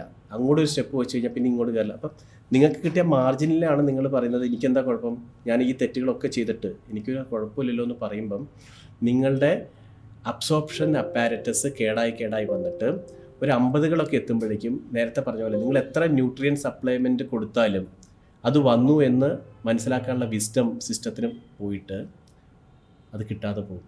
ഇപ്പം പുതിയ കാലത്തുള്ള ന്യൂട്രീഷണൽ ഡെഫിഷ്യൻസി ആഹാരത്തിൽ അതില്ലാത്തത് കൊണ്ടല്ല, ആഹാരത്തിൽ അത് കയറി അന്നനാളത്തിലൂടെ പോകുമ്പോൾ അത് വന്നു എന്ന് ശരീരത്തിൻ്റെ സെല്ലുകൾ തിരിച്ചറിഞ്ഞിട്ട് അതിനെ എടുത്തു വയ്ക്കണം എന്നുള്ള ആ ബോധം സെല്ലുകൾക്ക് നഷ്ടപ്പെട്ടതുകൊണ്ടാണ്. അത് നഷ്ടപ്പെടുത്താനുള്ള കാരണം നമ്മുടെ ഈറ്റിംഗ് ഹാബിറ്റ്സിലെ ഈ എറാറ്റിക് ബിഹേവിയറാണ്. അതുകൊണ്ട് കഴിച്ചതിൻ്റെ മുകളിൽ കഴിക്കാതിരിക്കൽ, ഓവറായിട്ട് കഴിക്കൽ, ഇതെല്ലാം അപകടമാണ്. അപ്പം എപ്പോഴും ഇച്ചിരി കൂടെ കഴിക്കാമെന്ന് തോന്നുന്ന ഒരു പോയിന്റിൽ വിശപ്പിങ്ങനെ ഇത്തിരി ബാക്കി നിൽക്കുമ്പം നമ്മൾ കഴിക്കൽ നിർത്തണം. ആ ഒരു കടിഞ്ഞാണുണ്ടെങ്കിൽ ആ വിശപ്പ് തന്നെ നിങ്ങളുടെ എല്ലാ അസുഖങ്ങളെയും മാറ്റും. ഡോക്ടർ, ഇപ്പോൾ ഈ പറഞ്ഞ ഒരു കാര്യത്തിൽ എൻ്റെ ഓർമ്മ ശരിയാണെങ്കിൽ നല്ലോണം ഭക്ഷണം കഴിക്കുക എന്ന് പറഞ്ഞ് മുത്തശ്ശി അമ്മയൊക്കെ പിന്നാലെ നടന്നിരുന്ന ഒരു ടൈമുണ്ട്. കൂടുതൽ കഴിക്കാനാണ് അവർ പറഞ്ഞുകൊണ്ടിരുന്നത്. ആരോഗ്യം വരണമെങ്കിൽ കൂടുതൽ ഭക്ഷണം കഴിക്കണം എന്നുള്ളതായിരുന്നു അതിൻ്റെ ഒരു. ഇപ്പോൾ ഇന്ന് എൻ്റെ വൈഫ് കുട്ടികളുടെ പിന്നാലെ നടക്കുന്നു അങ്ങനെയാണ്. അത് രാവിലെ എഴുന്നേറ്റ് സ്കൂളില്ലാത്ത ദിവസമാണെങ്കിൽ ഒരു 11 മണിയാകുമ്പോൾ snacks, lunch, evening snacks, dinner, പിന്നെ ബാക്കിയുള്ള മരുന്നുകൾ, സപ്ലിമെൻറ്റ്സ് എല്ലാം കൂടെ ചേർത്ത് ചുരുക്കി പറഞ്ഞാൽ നമ്മൾ പുഷ് ചെയ്തുകൊണ്ടിരിക്കുകയാണ് കഴിക്കുക. അപ്പോൾ പലപ്പോഴും ഞാൻ ചോദിക്കുന്നത് ഇത്രയും കഴിക്കേണ്ട ആവശ്യമുണ്ടോ? അല്ല അവർക്ക് വിശക്കും, അല്ലെങ്കിൽ അവർക്ക് ആരോഗ്യം വേണം. അപ്പോൾ ഇത് ശരിക്കും പറഞ്ഞാൽ നമ്മളുടെ ഒരു മൈൻഡ് സെറ്റായി മാറിയിട്ടില്ലേ കൂടുതൽ ഭക്ഷണം കഴിക്കുക എന്നുള്ളത്? ഹെൽത്തിൻ്റെ ശരിക്കുള്ള ലക്ഷണം നമ്മളിപ്പോൾ പുതിയൊരു ഇതെന്ന് പറയുന്നത് നമ്മൾ ഈ പറഞ്ഞ പോലെ കൊടുക്കുക, സപ്ലൈ ചെയ്യുക. സപ്ലിമെൻറ്റ്സ് എന്ന് പറയുന്നതിൻ്റെ വാക്ക് സപ്ലൈ എന്നുള്ള ഇതിനാണോ? അപ്പോൾ അങ്ങനെ കൊടുത്തിട്ടല്ല ഹെൽത്ത് വരുന്നത്. ഹെൽത്ത് ശരിക്കും സംഭവിക്കുന്നത് സ്പേസിലാണ്. നമ്മുടെ ശരീരത്തിന് അതിൻ്റെ ഒരു സ്പേസ് മെയിൻറ്റെയിൻ ചെയ്യണം. അതായത് ആയുർവേദത്തിൻ്റെ സങ്കല്പം അനുസരിച്ചിട്ട് അതിൻ്റെ കുറേ പാത്വേസ് ഉണ്ട്. ഇപ്പോൾ ജലത്തിന് അതിൻ്റെ ഒരു പാത്വേ ഉണ്ട്, ശരീരത്തിൽ ഓരോ വസ്തുവിനും അതിൻ്റെ ഒരു പാത്ത് വേ ഉണ്ട്. അവിടെയൊക്കെ ബ്ലോക്ക് വരുന്നതാണ് രോഗമായിട്ട് പറയാം. നമ്മൾ പറയാം ഒരു രോധം, ഒരു ബ്ലോക്ക്, അത് വരുന്നത് നമ്മൾ ഓവർ ഈറ്റിംഗ് കൊണ്ടാണ് വരുന്നത്. അപ്പം പല സമയത്തും ഈ കഴിച്ച സാധനം പ്രോസസ്സ് ചെയ്യുന്നതിന് മുമ്പാണ് അടുത്ത ഇത് വരുന്നത്. അപ്പോൾ ഇത് ഹാഫ് പ്രോസസ്ഡ് ആയിരിക്കുകയാണ് അടുത്ത ഫയൽ വരുന്നത്. അപ്പോൾ കെട്ടിക്കിടക്കുന്ന ചില സർക്കാർ ഓഫീസിലെ എഴുതി തീരാത്ത, ഒപ്പിട്ട് മാറ്റിവെക്കാൻ പറ്റാത്ത ഫയൽ പോലെ മേശപ്പുറത്ത് നിറയാണ്. അപ്പോഴും നമ്മൾ വീണ്ടും വീണ്ടും നല്ലതാണ് എന്നുള്ള ഉദ്ദേശത്തോടെ കൊടുക്കുന്നത് മുഴുവനും അപകടമായിട്ട് ഭവിക്കുന്നത് ഈ സ്പേസ് ഇല്ലായ്മ കൊണ്ടാണ്. ട്രാഫിക് ജാം പോലെ. അപ്പോൾ നമുക്ക് എസെൻഷ്യലി അപ്പോൾ ചെയ്യാവുന്ന ഒരു കാര്യം, ഈ ഉപവാസം എന്ന് പറയുന്നത് അങ്ങനെയാണ് പ്രസക്തമാകുന്നത്. ഒരു റെസ്റ്റ് കൊടുത്താൽ മാത്രമാണ് ഈ ഓൾറെഡി പെൻഡിങ് ആയിട്ടുള്ള ഫയലുകൾ തീർക്കാൻ ശരീരത്തിന് സമയം കിട്ടുക.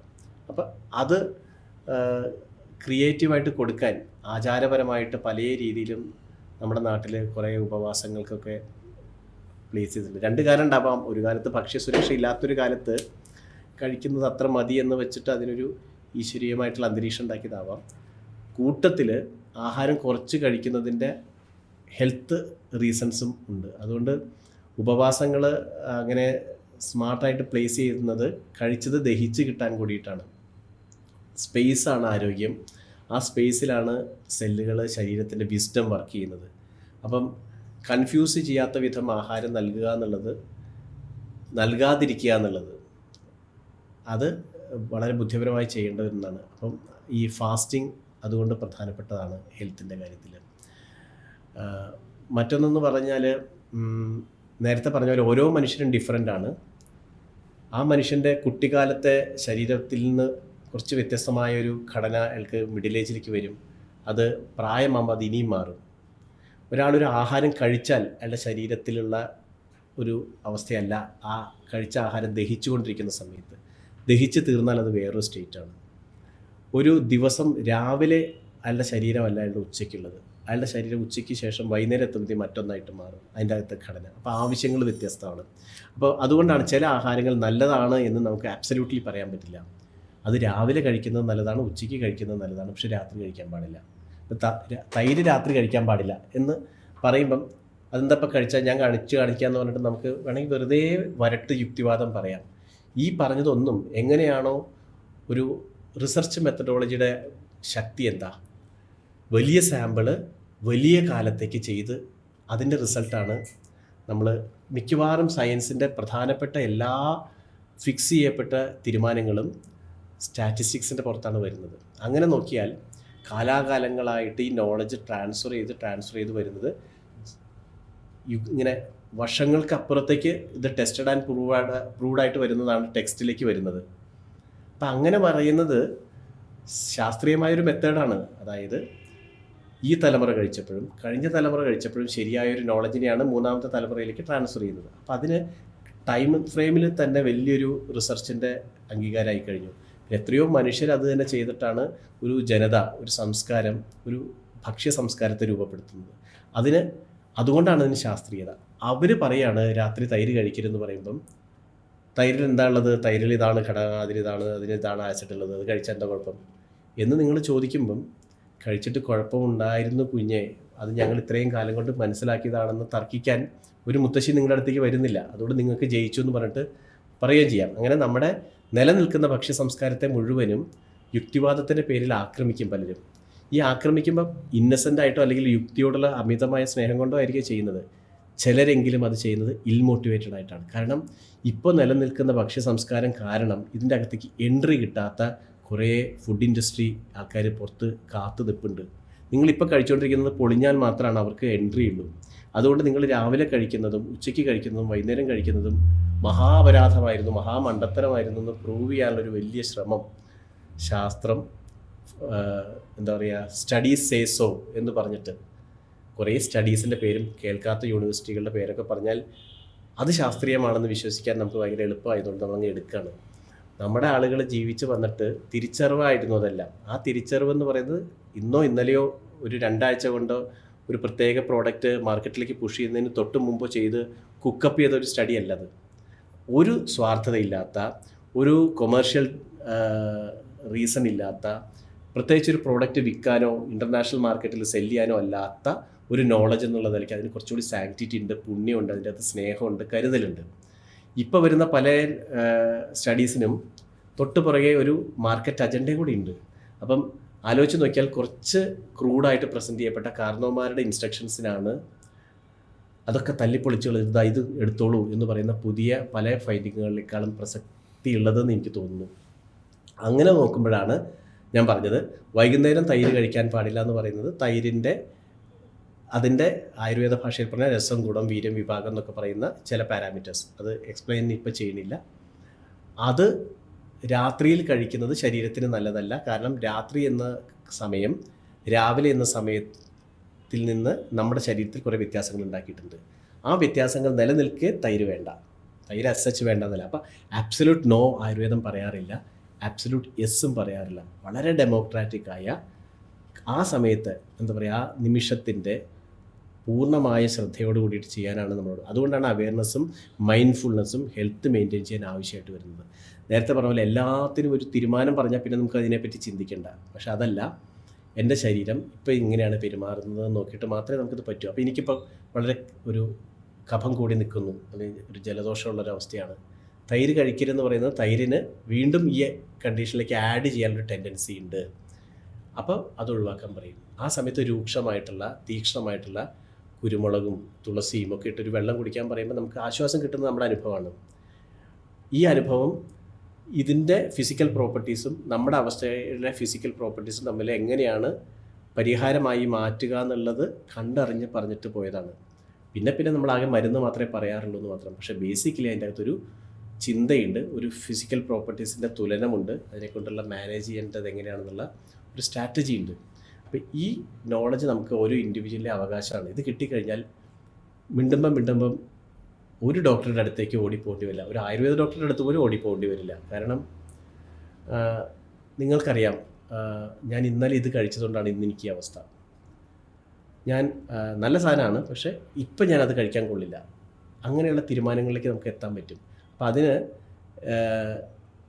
ഈ ഋതുക്കൾ മാറുന്നതിനെ അടിസ്ഥാനപ്പെടുത്തിയിട്ട് എന്ത് കഴിക്കണമെന്ന് പറയുന്നത്, വേനൽക്കാലത്ത് കഴിക്കാവുന്നവ, മഴക്കാലത്ത് കഴിക്കാവുന്നവ, മഞ്ഞുകാലത്ത് കഴിക്കാവുന്നവ, വസന്തത്തിൽ കഴിക്കാവുന്നവ എന്ന രീതിയിൽ ആഹാരത്തെ പറ്റിയിട്ട് പറഞ്ഞിട്ടുണ്ട്. എന്ത് കഴിക്കാൻ പാടില്ല എന്ന് പറഞ്ഞിട്ടുണ്ട്.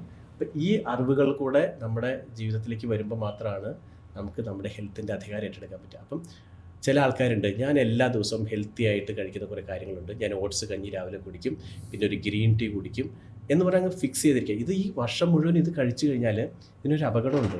കാരണം ഓരോ വസ്തു കഴിക്കുമ്പോഴും അത് നമ്മുടെ ശരീരത്തിലൊരു ഫിസിക്കൽ കോൺട്രിബ്യൂഷൻ കൊണ്ടുവരും. അത് എത്ര നല്ലതായാലും റിപ്പീറ്റായിട്ട് അതേ വാല്യൂ തന്നെയാണ് വരുന്നതെങ്കിൽ, ഹെൽത്ത് എന്ന് പറയുന്ന ഒരു സ്പെക്ട്രം, ഒരു സ്ക്വയർ ആണെങ്കിൽ, നമ്മൾ ആഡ് ചെയ്യുന്ന ഒരേ വാല്യൂ തന്നെയാണെങ്കിൽ അത് ആ ഡയറക്ഷനിലേക്ക് ഇങ്ങനെ അതിൻ്റെ വെക്ടർ പോയിക്കൊണ്ടിരിക്കും.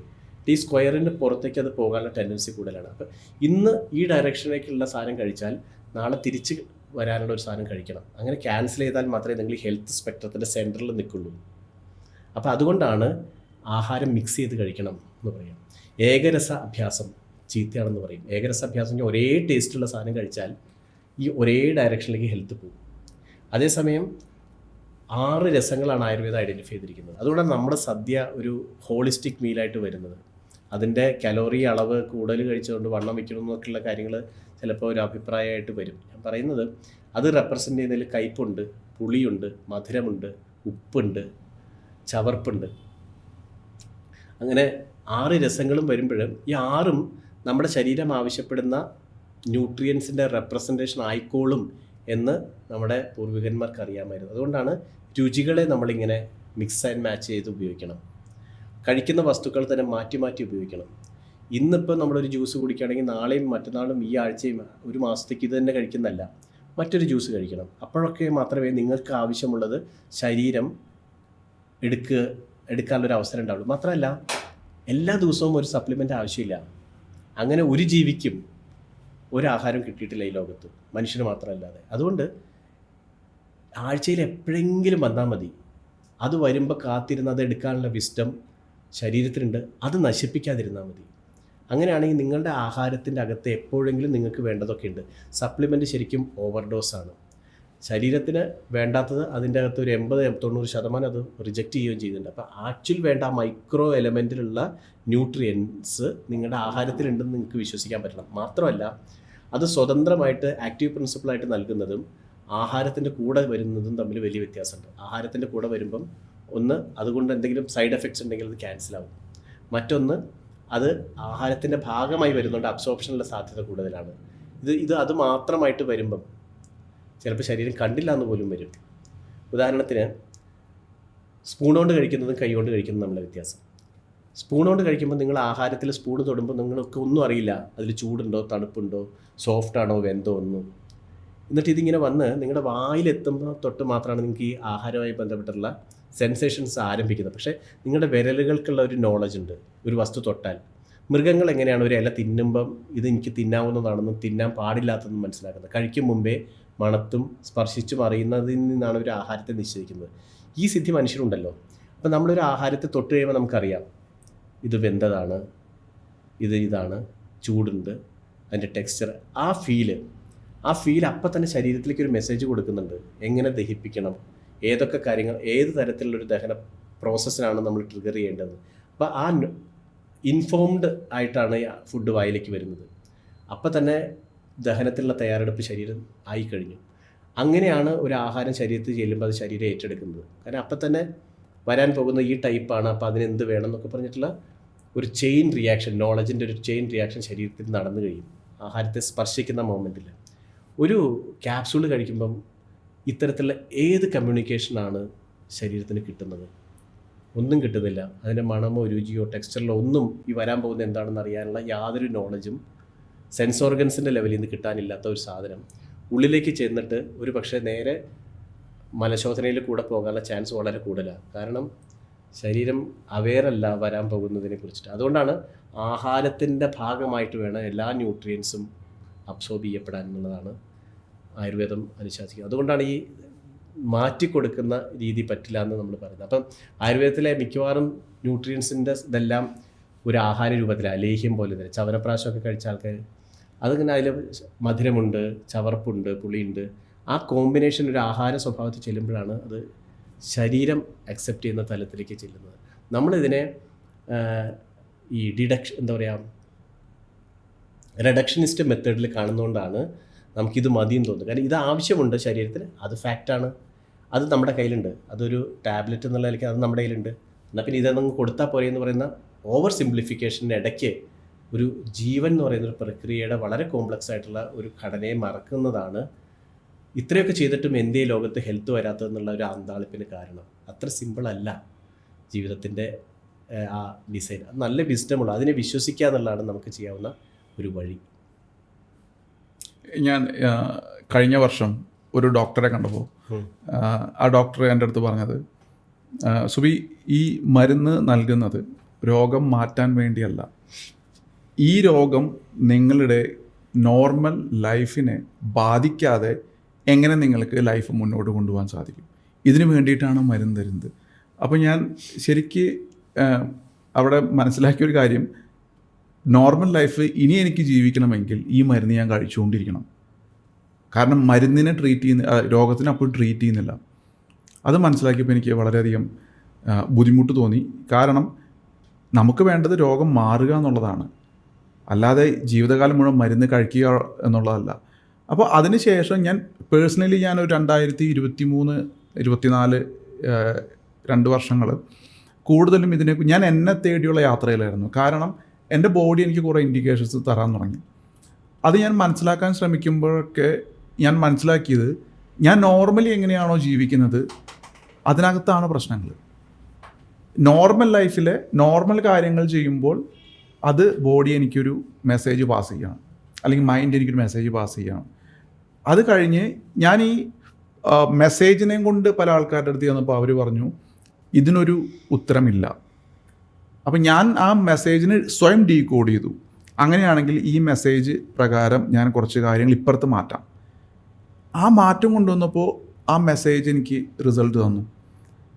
യെസ്, ഇതാണ് ഇവിടെ വേണ്ടത്. ഇങ്ങനെ രാവിലെ എഴുന്നേറ്റ് ഫസ്റ്റ് സ്റ്റെപ്പ് മുതൽ ഉറങ്ങുന്നത് വരെ ഒരുപാട് കാര്യങ്ങൾ മാറ്റി. അതിനകത്ത് ഫുഡുണ്ട്, നമ്മളുടെ ഡെയിലി റൂട്ടീനുണ്ട്, കുടിക്കുന്ന വെള്ളത്തിൻ്റെ quantity, quality, timing, meditation, workout എല്ലാം മാറി. അന്ന് അത് 35 വർഷം അല്ലെങ്കിൽ 36 വർഷം ജീവിച്ചതിൽ നിന്ന് ടോട്ടലി വ്യത്യസ്തമായ ഒരു ലൈഫ് സ്റ്റൈലിലേക്ക് എത്തിയപ്പോൾ എനിക്ക് മനസ്സിലായ ഒരു കാര്യം, ഇന്ന് അറ്റ്ലീസ്റ്റ് എനിക്കിതാണ് വേണ്ടത്. അത് പല സ്ഥലങ്ങളിൽ നിന്ന് കിട്ടിയ ഇൻപുട്സ് വെച്ചിട്ടാണ് ഈ ഒരു കോമ്പിനേഷൻ ഫോം ആയത്. അത് ഒരാൾ പറഞ്ഞതല്ല, ഒരാൾ പറഞ്ഞതിൽ നിന്ന് ഒന്നെടുത്തു, മറ്റൊരാൾ പറഞ്ഞു. കാരണം ഇവർ പറഞ്ഞത് ട്രൈ ചെയ്തപ്പോൾ എനിക്ക് മനസ്സിലായി, ഇത് എനിക്ക് വർക്ക് ചെയ്യുന്നുണ്ട്, അതെനിക്ക് വർക്ക് ചെയ്യുന്നുണ്ട്. അങ്ങനെ ഇതെല്ലാം എടുത്ത് കമ്പൈൻ ചെയ്തപ്പോൾ എനിക്ക് എൻ്റെ ഒരു റൂട്ടീൻ കിട്ടി. അതിനുശേഷം ഒരുപാട് മാറ്റങ്ങൾ പ്രൊഫഷണലി, മെൻ്റലി, റിലേഷൻഷിപ്പ് എവരിവെയർ മാറാൻ തുടങ്ങി. പക്ഷേ ഇത് ഒരു വൺ സൈഡ് ഇൻപുട്ട് അല്ല, ഒരുപാട് പേരുടെ ഇൻസൈറ്റ്സ് ഉണ്ട് അതിനകത്ത്. അതിലേക്ക് എത്താൻ എനിക്ക് എടുത്ത ടൈം 1.5 വർഷമാണ്. പക്ഷേ ഞാൻ അത്രയും പേരെ തേടി കണ്ടെത്തി എന്ന് പറയുന്നൊരു കാര്യം കൂടിയുണ്ട്. ഒരു സാധാരണ ആൾക്ക് പലപ്പോഴും ഒരു സ്ഥലത്ത് പോയിട്ട് അവിടെ നിന്ന് കിട്ടുന്ന ആ ഉത്തരവുമായിട്ട് ജീവിക്കേണ്ടി വരികയാണ്. അതെ, ഞാനൊരു 10-30 പേരെങ്കിലും കണ്ടിട്ടുണ്ട്. പല സ്ഥലങ്ങളിൽ പോയി പല ആൾക്കാരെ ചെന്ന് കണ്ട് അവർ പറയുന്ന സ്ഥലത്ത് അവർ പറയുന്ന കാര്യം പലപ്പോഴും നമുക്ക് വാങ്ങാൻ കിട്ടാത്തത് നമ്മൾ വീട്ടിൽ പ്രിപ്പയർ ചെയ്തു. ചില സ്ഥലത്ത് കൃഷി ചെയ്തിട്ടുണ്ട് ഈ ഒരു എലമെൻറ്റ് കിട്ടാൻ വേണ്ടിയിട്ട്. കാരണം ട്രൈ ചെയ്യണമല്ലോ, അവർ പറഞ്ഞാണ്. അതുപോലെ ഇംഗ്ലീഷ് മരുന്ന് കഴിച്ചിട്ട് മാറാത്ത, എനിക്ക് സ്കിന്നിൽ ഒരു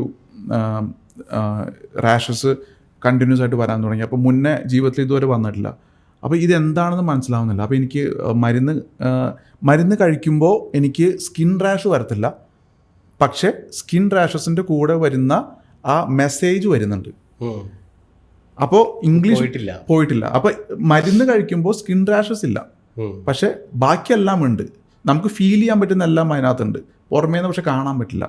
അപ്പോൾ എനിക്ക് മനസ്സിലായി ഇത് മാറിയിട്ടില്ല. അപ്പോൾ ഞാൻ അവിടെ നിന്ന് പിന്നെ തേടി ഒരു നേച്ചുറോപ്പതി ഡോക്ടറുടെ അടുത്തെത്തി. പുള്ളി പറഞ്ഞു, നാരങ്ങ തൈലം തേച്ചിട്ട് സ്റ്റീം ബാത്ത് ചെയ്യാൻ പറഞ്ഞു. ഒറ്റ പ്രാവശ്യം നാരങ്ങ തൈലം തേച്ച് സ്റ്റീം ബാത്ത് ചെയ്തതിന് ശേഷം സ്കിൻ റാഷസ് വന്നിട്ടില്ല. പക്ഷേ അദ്ദേഹത്തിലേക്ക് എത്തുന്നതിന് മുന്നേ ഞാൻ എത്ര മരുന്ന് കഴിച്ചു. അതേപോലെ ഓരോ പ്രശ്നങ്ങളും. അപ്പോൾ ഞാനിപ്പോൾ ഡോക്ടർ പറയുന്നത് കേൾക്കുമ്പോൾ ഞാൻ ആശ്ചര്യപ്പെടുന്നത്, ആയുർവേദം എന്ന് പറയുന്നത്, ഇപ്പോൾ ഡോക്ടർ പറയുന്ന എല്ലാം ഐ തിങ്ക് ആയുർവേദത്തിൻ്റെ അടിസ്ഥാനത്തിലാണ് പറയുന്നത്, അല്ലേ? ആയുർവേദം ജനങ്ങളിലേക്ക് എത്തിയിട്ടില്ല. ഇല്ല, ആയുർവേദം എന്ന് പറയുന്നത് ആയുർവേദം മരുന്നുകൾ എത്തിയിട്ടില്ല. ഞാൻ പറയാം, അതും ബ്രാൻഡഡ് ആണ്. ഇപ്പോൾ ശരിക്കും പറഞ്ഞു കഴിഞ്ഞാൽ ഇപ്പോൾ ബിസിനസ് ഇൻഡസ്ട്രിയിൽ വർക്ക് ചെയ്യുന്നതുകൊണ്ട് എനിക്കറിയാം, എവിടെ ഒരു പരസ്യമുണ്ടോ അതിൻ്റെ പിന്നിലൊരു പ്രൊഡക്റ്റ് ഉണ്ട്. എവിടെ പ്രൊഡക്റ്റ് ഉണ്ടോ അവിടെ പ്രോഫിറ്റ് ഉണ്ട്. എവിടെ പ്രോഫിറ്റ് ഉണ്ടോ അവിടെ ഒരു മാർക്കറ്റ് ബിൽഡ് ചെയ്യണം. അവിടെ മാർക്കറ്റ് ബിൽഡ് ചെയ്യണമെങ്കിൽ പ്രസൻറ്റ് ട്രെൻഡ് പൊളിക്കണം, ഇതിനെ ഹാബിറ്റാക്കി മാറ്റണം. അപ്പോൾ ഇവഞ്ച്വലി നമ്മൾ ഇന്ന് കാണുന്ന എല്ലാം, ഗ്രീൻ ടീ കുടിച്ച് തടി കുറഞ്ഞ ഒരാളെ പോലും ഞാൻ കണ്ടിട്ടില്ല. ഗ്രീൻ ടീ വിൽക്കുന്ന ഒരാളോട് ഞാനിത് ചോദിച്ചപ്പോൾ അദ്ദേഹം പറഞ്ഞത്, സുബി നമുക്ക് ജീവിക്കണ്ടേ, അപ്പം ഇത് നമ്മളുടെ പ്രൊഡക്റ്റ് അല്ലേ എന്നാണ്. അദ്ദേഹത്തിനും തടിയുണ്ട്, അദ്ദേഹത്തിന് സപ്ലിമെൻറ്റ്സ്. അപ്പോൾ ഇത് മനസ്സിലാക്കിയപ്പോൾ എനിക്ക് സ്വാഭാവികമായും വളരെ വിഷമം തോന്നി. കാരണം ഇങ്ങനെയുള്ള പല പ്രൊഡക്റ്റിൻ്റെയും മാർക്കറ്റിങ്ങിൽ ഞങ്ങളും വർക്ക് ചെയ്യുന്നുണ്ടല്ലോ. കുർക്കുമിൻ എന്ന് പറയുന്ന ഇന്ന് വളരെ പ്രചാരത്തിലുള്ള ഒരു എസെൻഷ്യൽ വാട്ടെവർ, ഇത് പ്രിപ്പയർ ചെയ്യുന്ന ഒരു കമ്പനിയിലെ ഒരു വ്യക്തിനെ എനിക്ക് ഒരു പബ്ലിക് ഇവൻറ്റിൽ കാണാൻ പറ്റി. അദ്ദേഹവുമായിട്ട് സംസാരിച്ചപ്പോൾ അദ്ദേഹം പറഞ്ഞു, എൻ്റെ കമ്പനി ഇവിടെയാണ്, ഞങ്ങൾ ചെയ്യുന്ന കുർക്കുമിൻ എക്സ്ട്രാക്ഷനാണ് പറഞ്ഞു. കുർക്കുമിൻ എക്സ്ട്രാക്ഷൻ, കാരണം കുർക്കുമിൻ വളരെ വലിയൊരു സംഭവമായിട്ടാണ് ഞാൻ കേട്ടിട്ടുള്ളത്. അപ്പോൾ അദ്ദേഹമായിട്ട് ചോദിച്ചപ്പോൾ അദ്ദേഹം 3-4 കാര്യങ്ങൾ പറഞ്ഞു. ഒന്ന്, കുർക്കുമിൻ എക്സ്ട്രാക്ട് ചെയ്യുന്ന മെത്തേഡ് കണ്ടാൽ നിങ്ങൾ കുർക്കുമിൻ കഴിക്കില്ല. Very good. 2, ഈ കുർക്കുമിൻ്റെ ഗുണം എന്താണെന്ന് ആ കമ്പനിയിൽ ആർക്കും അറിയില്ല, അവരാരും കഴിക്കുന്നില്ല. 3, ഈ കുർക്കുമിൻ എടുത്തതിന് ശേഷം വരുന്ന മഞ്ഞൾ പൊടിയാണ് നിങ്ങൾ മാർക്കറ്റിൽ വാങ്ങുന്നത്. സൂപ്പർ. അപ്പോൾ കുർക്കുമിൻ എന്താണെന്ന് അവർക്കറിയില്ലെങ്കിൽ നമ്മൾ കേൾക്കുന്നത് മാർക്കറ്റിംഗ് സ്റ്റോറിയാണ്. ഗുണമുണ്ടായിരിക്കാം, ഇല്ലായിരിക്കാം, പക്ഷെ നമ്മൾ എന്തിനാണോ കുർക്കുമിൻ വാങ്ങുന്നത് അത് മാർക്കറ്റിംഗിൻ്റെ റിസൾട്ടാണ്. ഈ മഞ്ഞൾപ്പൊടി നമ്മൾ ഇപ്പോൾ പലപ്പോഴും പല അസുഖങ്ങളും വരുമ്പോൾ വീട്ടിൽ പാലിൽ മഞ്ഞൾപ്പൊടി കലക്കി തരുന്ന ഒരു ശീലം അമ്മയ്ക്കുണ്ട്. ഈ മഞ്ഞൾപ്പൊടി നമ്മൾ കടയിൽ നിന്ന് വാങ്ങിയ മഞ്ഞൾപ്പൊടി ആണെങ്കിൽ ആ റിസൾട്ട് ഇല്ല. അത് മഞ്ഞൾ വേണം അവിടെ. കുട്ടിക്ക് പനി വരുമ്പോൾ ഒന്ന് മഞ്ഞപ്പൊടി, മറ്റേത് മഞ്ഞൾപ്പൊടിയുമാണ്. അപ്പോൾ കുട്ടിക്ക് പനി വരുമ്പോൾ നമ്മൾ 5 ദിവസം കണ്ടിന്യൂസ് ആയിട്ട് പാരസെറ്റമോളും മെഫ്താലും ഒക്കെ കൊടുത്ത് പനിയെ സപ്രസ് ചെയ്യുന്ന ഒരു അവസരത്തിൽ നമ്മൾ ഒരു പ്രാവശ്യം ഒരു പനിക്കൂർക്കയുടെ ഇലയെടുത്ത് കയ്യിൽ ഒട്ടിച്ച് വെച്ച് രാത്രി കിടന്നുറങ്ങി നേരം വെളുത്തപ്പോൾ പനി പോയി. പക്ഷേ അതുവരെ ഉണ്ടായിരുന്ന എല്ലാ പനിക്കും 5 ദിവസം മിനിമം ഓരോ 6 മണിക്കൂർ കൂടുമ്പോൾ പാരസെറ്റമോൾ കൊടുക്കേണ്ടി വന്നിട്ടുണ്ട്. അപ്പോൾ ഈ പ്രകൃതിയിലുണ്ട് എല്ലാത്തിൻ്റെയും സൊല്യൂഷൻ. പക്ഷെ ഇത് നമ്മൾ അറിയുന്നില്ല, നമ്മളിലേക്ക് എത്തുന്നില്ല.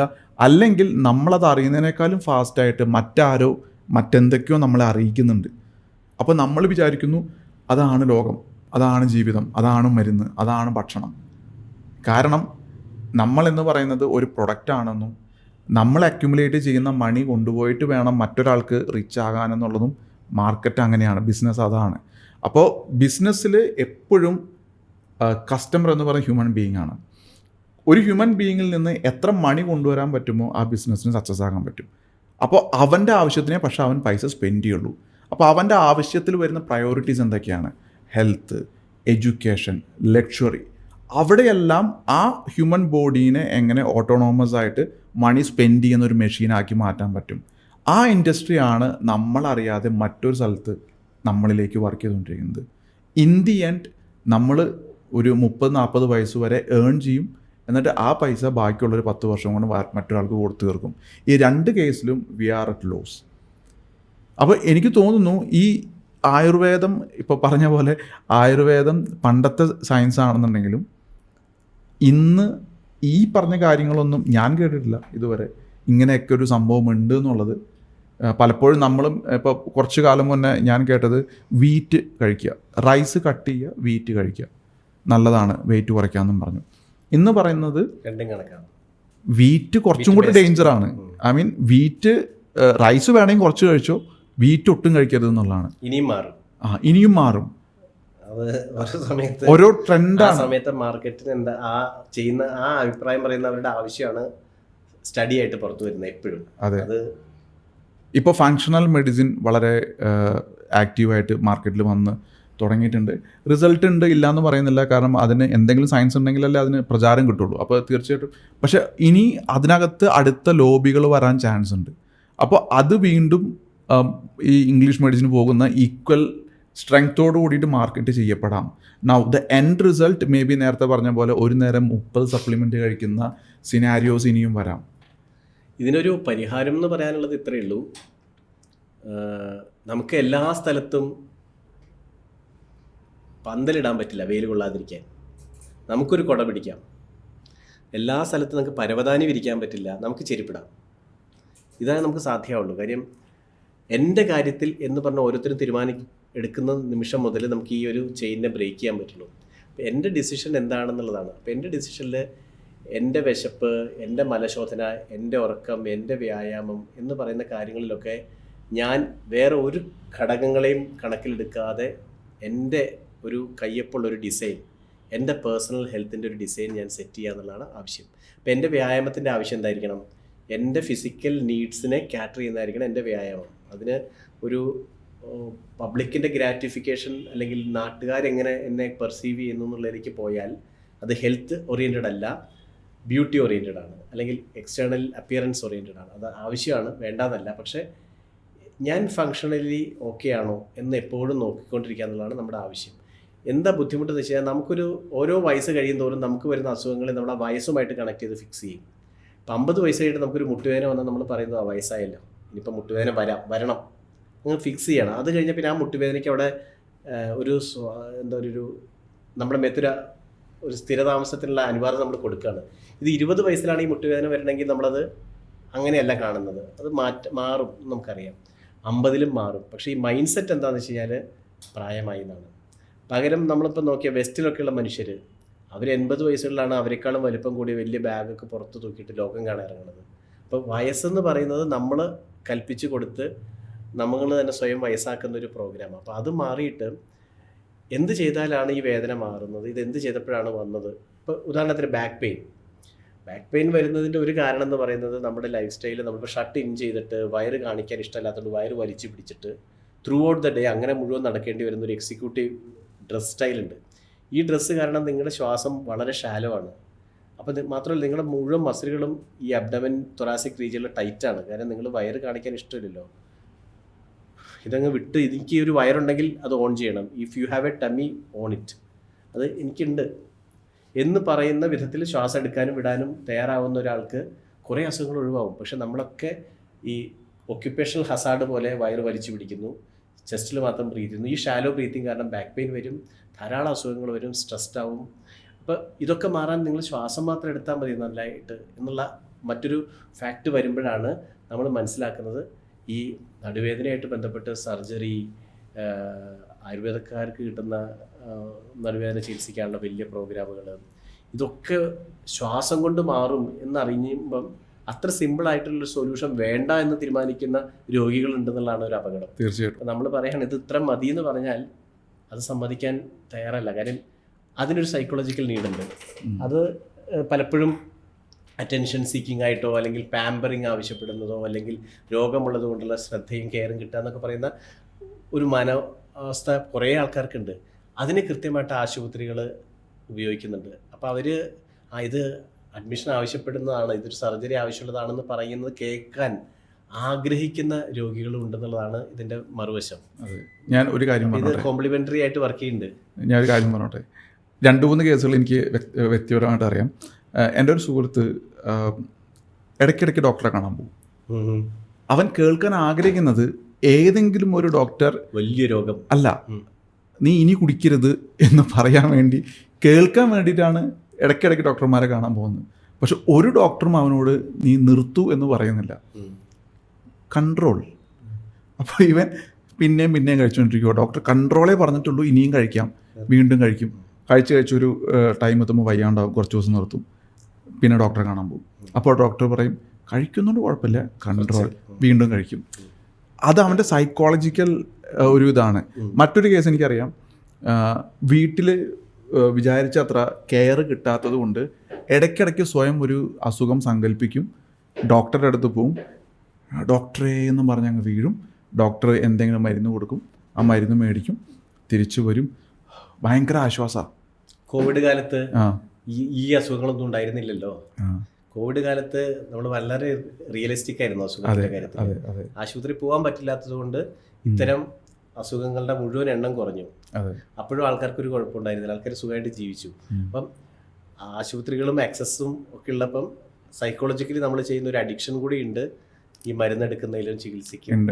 അപ്പോൾ അവിടെയൊക്കെ എൻ്റെ അസുഖം എന്ന് പറയുന്നത് ഒരുപക്ഷെ ഞാൻ രാവിലെ കഴിച്ച ആഹാരത്തിൻ്റെ മാത്രം ഒരു അസ്വസ്ഥതയാണെന്ന് മനസ്സിലാക്കി ഉച്ചക്കലത്തെ ആഹാരം ഒന്ന് നിയന്ത്രിച്ചാൽ മാറാവുന്നതേ ഉള്ളൂ. അത് ആ തരത്തിൽ ഒരു സെൽഫ് ഒബ്സർവേഷൻ നമ്മളാരും റെഡിയല്ലാത്തതാണ് ആരോഗ്യം ഒരു വലിയ ഇൻഡസ്ട്രി ആയിട്ട് നമ്മളെ ചൂഷണം ചെയ്യുന്നതിൻ്റെ കാരണം.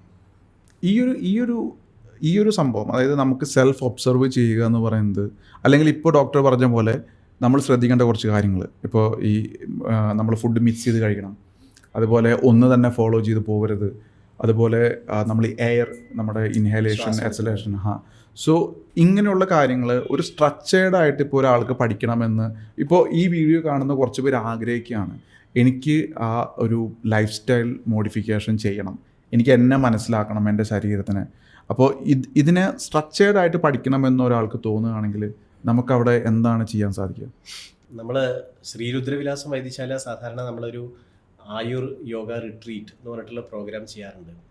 പ്രോഗ്രാം ബേസിക്കലി ഇതാണ്: നമ്മുടെ കൂടെ ഒരു 3 to 5 days ഉണ്ടാവുക. ആ സമയത്ത് കാര്യം ഈ ഒരു കൺസൾട്ടേഷൻ്റെ അരമണിക്കൂറിലോ 1 മണിക്കൂറിലോ നമ്മൾ പറയുന്നതിൽ പകുതിയും മിസ്സായി പോകും. കുറച്ച് പ്രാക്ടിക്കലി അതിൻ്റെ അനുഭവം കിട്ടുമ്പോൾ, ഇപ്പോൾ ശ്വാസത്തിൻ്റെ കാര്യം, ശ്വസിക്കേണ്ടത് എങ്ങനെയാണെന്ന് നമുക്ക് ശരിക്കും അറിയില്ല. അത് കൃത്യമായിട്ട് പഠിപ്പിക്കുകയും അത് പ്രാക്ടീസ് ആവുകയും അത് അനുഭവവും അത് അവനവൻ്റെ സെക്കൻഡ് നേച്ചർ ആവുകയും ചെയ്തു കഴിഞ്ഞാൽ കുറേ പ്രശ്നങ്ങൾ സോൾവ് ആവുന്നുണ്ട്. അപ്പം ഇത്തരം കാര്യങ്ങളിലെല്ലാം ഒരു ക്ലാരിറ്റി കൊടുക്കുന്ന എക്സ്പീരിയൻഷ്യൽ ആയിട്ടുള്ള ഒരു ലിവിങ് നമ്മൾ ഒരു പ്രോഗ്രാമായിട്ട് ചെയ്യാറുണ്ട്, ആയുർ യോഗ റിട്രീറ്റ് എന്നുള്ള പേരിൽ. അത് കഴിഞ്ഞിട്ട് പിന്നീടുള്ള ഡൗട്ട് ക്ലിയറൻസിൻ്റെ അതൊരു കമ്മ്യൂണിറ്റി ആയിട്ട് പതുക്കെ രൂപപ്പെടാനും, പിന്നീട് അത് പരമാവധി അവനവൻ്റെ ആരോഗ്യത്തിൻ്റെ അധികാരം ആ സമയം കൊണ്ട് തന്നെ വാട്ട് ടു ലുക്ക് ഫോർ എന്നുള്ളത് അവർ സ്വയം പ്രാക്ടീസ് ചെയ്യാനും, എങ്ങനെയാണ് ശ്രദ്ധിക്കേണ്ടത്, നമ്മൾ തന്നെ നമ്മുടെ പൾസിൽ കൈവച്ച് നിൽക്കുന്നത് കുറേ നേരം, അതൊരു മെഡിറ്റേഷൻ സെഷനായിട്ട് നമുക്ക് ചെയ്യാൻ പറ്റും. ശ്വാസത്തിലെ ശ്രദ്ധ നമുക്ക് പറ്റും. മൈൻഡ്ഫുൾ വാക്കിങ്ങിൽ എവിടെയൊക്കെയാണ് വേദനകൾ വരുന്നതെന്നും വെയ്റ്റിൻ്റെ സെൻറ്റർ ഓഫ് ഗ്രാവിറ്റി, ചില ആൾക്കാർ കാല് വയ്ക്കുന്നത് പ്രത്യേകത കൊണ്ടാണ് പലർക്കും മുട്ടുവേദനയും ബാക്ക് പെയിനും. ആ മൈൻഡ്ഫുൾ വാക്കിംഗ്, പല ടൈപ്പ് ഓഫ് വാക്കിംഗ് ചെയ്യുമ്പോൾ എങ്ങനെയാണ് കാര്യങ്ങൾ, ഒരു ജോയിൻറ്റിൻ്റെ പെയിൻ എങ്ങനെയാണ് മറ്റൊരു ജോയിൻറ്റിൻ്റെ ബാധ്യതയായിട്ട് മാറുന്നത്. നിങ്ങളുടെ കണ്ണ് കൃത്യമായിട്ട് മൂവ് ചെയ്യുന്നില്ലെങ്കിൽ അത് കഴുത്ത് വേദനയായിട്ട് വരും. കാര്യം ഐ മൂവ്മെൻറ്റ് പൂർണ്ണമല്ലെങ്കിൽ അതിനെ കോമ്പൻസേറ്റ് ചെയ്യാൻ കഴുത്ത് എക്സ്ട്രാ പണിയെടുക്കേണ്ടി വരും എന്ന് തൊട്ടുള്ള ആ നോളജ്, അതായത് ജോയിൻറ്റുകളുടെ പാരസ്പര്യം, ശ്വാസത്തിൻ്റെ പ്രാധാന്യം, മലശോധനയുടെ പ്രാധാന്യം, ആഹാരത്തെ എങ്ങനെ പ്ലേസ് ചെയ്യണം, ഇതൊക്കെ ഒരു പ്രോഗ്രാമായിട്ട് നമ്മൾ ചെയ്യുന്നുണ്ട്. അതാണ് നമുക്ക് ആ വിഷയത്തിൽ ചെയ്യാവുന്ന ഒരു കാര്യം. അപ്പം എന്നിരുന്നാലും നമുക്കിപ്പോൾ ഈ ടോക്കിൻ്റെ ഭാഗമായിട്ട് നമുക്ക് നോക്കാവുന്നതൊന്ന്, എപ്പോഴും വിശക്കണം. എന്തിനെങ്കിലും വേണ്ടിയിട്ട് വിശക്കണം എന്ന് പരസ്യക്കാർ പറയണ പോലെ, എന്താ അങ്ങനെ ഒരു സാധനമില്ലേ, ആ വിശപ്പ്, അതായത് കഴിച്ച് നിറയരുത്. ആ ഒരു അല്പം കൂടി കഴിക്കാമെന്ന് തോന്നുന്ന സ്ഥലത്ത് നിർത്താൻ സാധിക്കണം ഏത് ആഹാരവും. ഒന്ന്, വ്യായാമമായിട്ട് ബന്ധപ്പെട്ടിട്ട് നെറ്റി വേർത്ത് തുടങ്ങുന്ന അത്രയെങ്കിലും വ്യായാമം എല്ലാ ദിവസവും ചെയ്യണം. നെറ്റി വേർക്കുക എന്ന് പറഞ്ഞാൽ നമ്മളിപ്പോൾ ജിമ്മിലൊക്കെ AC ആണ്. അത് അതായത് ഒരു നമുക്കറിയാലോ, ഒരു ശരീരം അത്രയെങ്കിലും ചലിച്ചു വരണം. ശ്വാസവുമായി ബന്ധപ്പെട്ടിട്ട് ഓർമ്മ കിട്ടുന്ന സമയത്തൊക്കെ, ഫ്രീ ടൈം കിട്ടുമ്പോഴൊക്കെ കോൺഷ്യസ് ആയിട്ടുള്ള ബ്രീത്തിങ്ങിൽ നമ്മുടെ അബ്ഡമൻ ഇൻവോൾവ് ആവണം. പലപ്പോഴും നമ്മുടെ അബ്ഡമൻ അനങ്ങുന്നേ ഇല്ല ശ്വാസത്തിൽ. അബ്ഡമൻ്റെയും കൂടെ സഹായത്തോടെയുള്ള ഇച്ചിരി ഡീപ്പറായിട്ടുള്ള ബ്രീത്ത് ഓർമ്മ വരുമ്പോഴൊക്കെ, സമയം കിട്ടുമ്പോഴൊക്കെ ചെയ്യണം. പറയാറുണ്ട്, ഇപ്പം കമ്പ്യൂട്ടറിന് മുമ്പിൽ ഇരിക്കുന്ന സമയത്ത് ഒരു ഫയൽ ഡൗൺലോഡ് ചെയ്ത് വരാനുള്ള താമസം ഉണ്ടെങ്കിൽ അവിടെ അക്ഷമനാവാതെ, എനിക്ക് കുറച്ച് നേരം കോൺഷ്യസ് ആയിട്ട് ബ്രീത്ത് ചെയ്യാൻ ഒരു അവസരം കിട്ടിയെന്ന് കരുതി അപ്പോൾ നേരെ ബ്രീത്തിലേക്ക് പോകാൻ പറ്റണം. അങ്ങനെ ശ്വാസത്തിൻ്റെ കാര്യം. പിന്നെ എല്ലാ ജോയിൻറ്റുകളും ചലിപ്പിക്കണം ഒരു ദിവസം. ഇത് മാത്രമല്ല, ഇതൊരു ഇമോഷണലായിട്ട് ഇപ്പോൾ നമ്മൾ കുളിക്കുമ്പോഴൊക്കെ എല്ലാ ജോയിൻറ്റിനോടും കമ്മ്യൂണിക്കേറ്റ് ചെയ്തുകൊണ്ട് കുളിക്കണം. നമ്മളെക്ക് സഹായം ചെയ്യുന്നതിന് ഇപ്പം നമ്മൾ കൈ സോപ്പൊക്കെ ആയിട്ട് നമ്മൾ ശരീരത്തിൽ എല്ലായിടത്തും സ്പർശിക്കുമ്പോഴൊക്കെ ഒരു ഗ്രാറ്റിറ്റ്യൂഡ്, താങ്ക് യു എന്ന് പറയാനുള്ള ഒരു മാനസികാവസ്ഥ ഉണ്ടെങ്കിൽ ശരീരം കയറി വരും. വെയിറ്റ് റിഡക്ഷൻ്റെ ഏറ്റവും വലിയ നിയമം അതാണ്.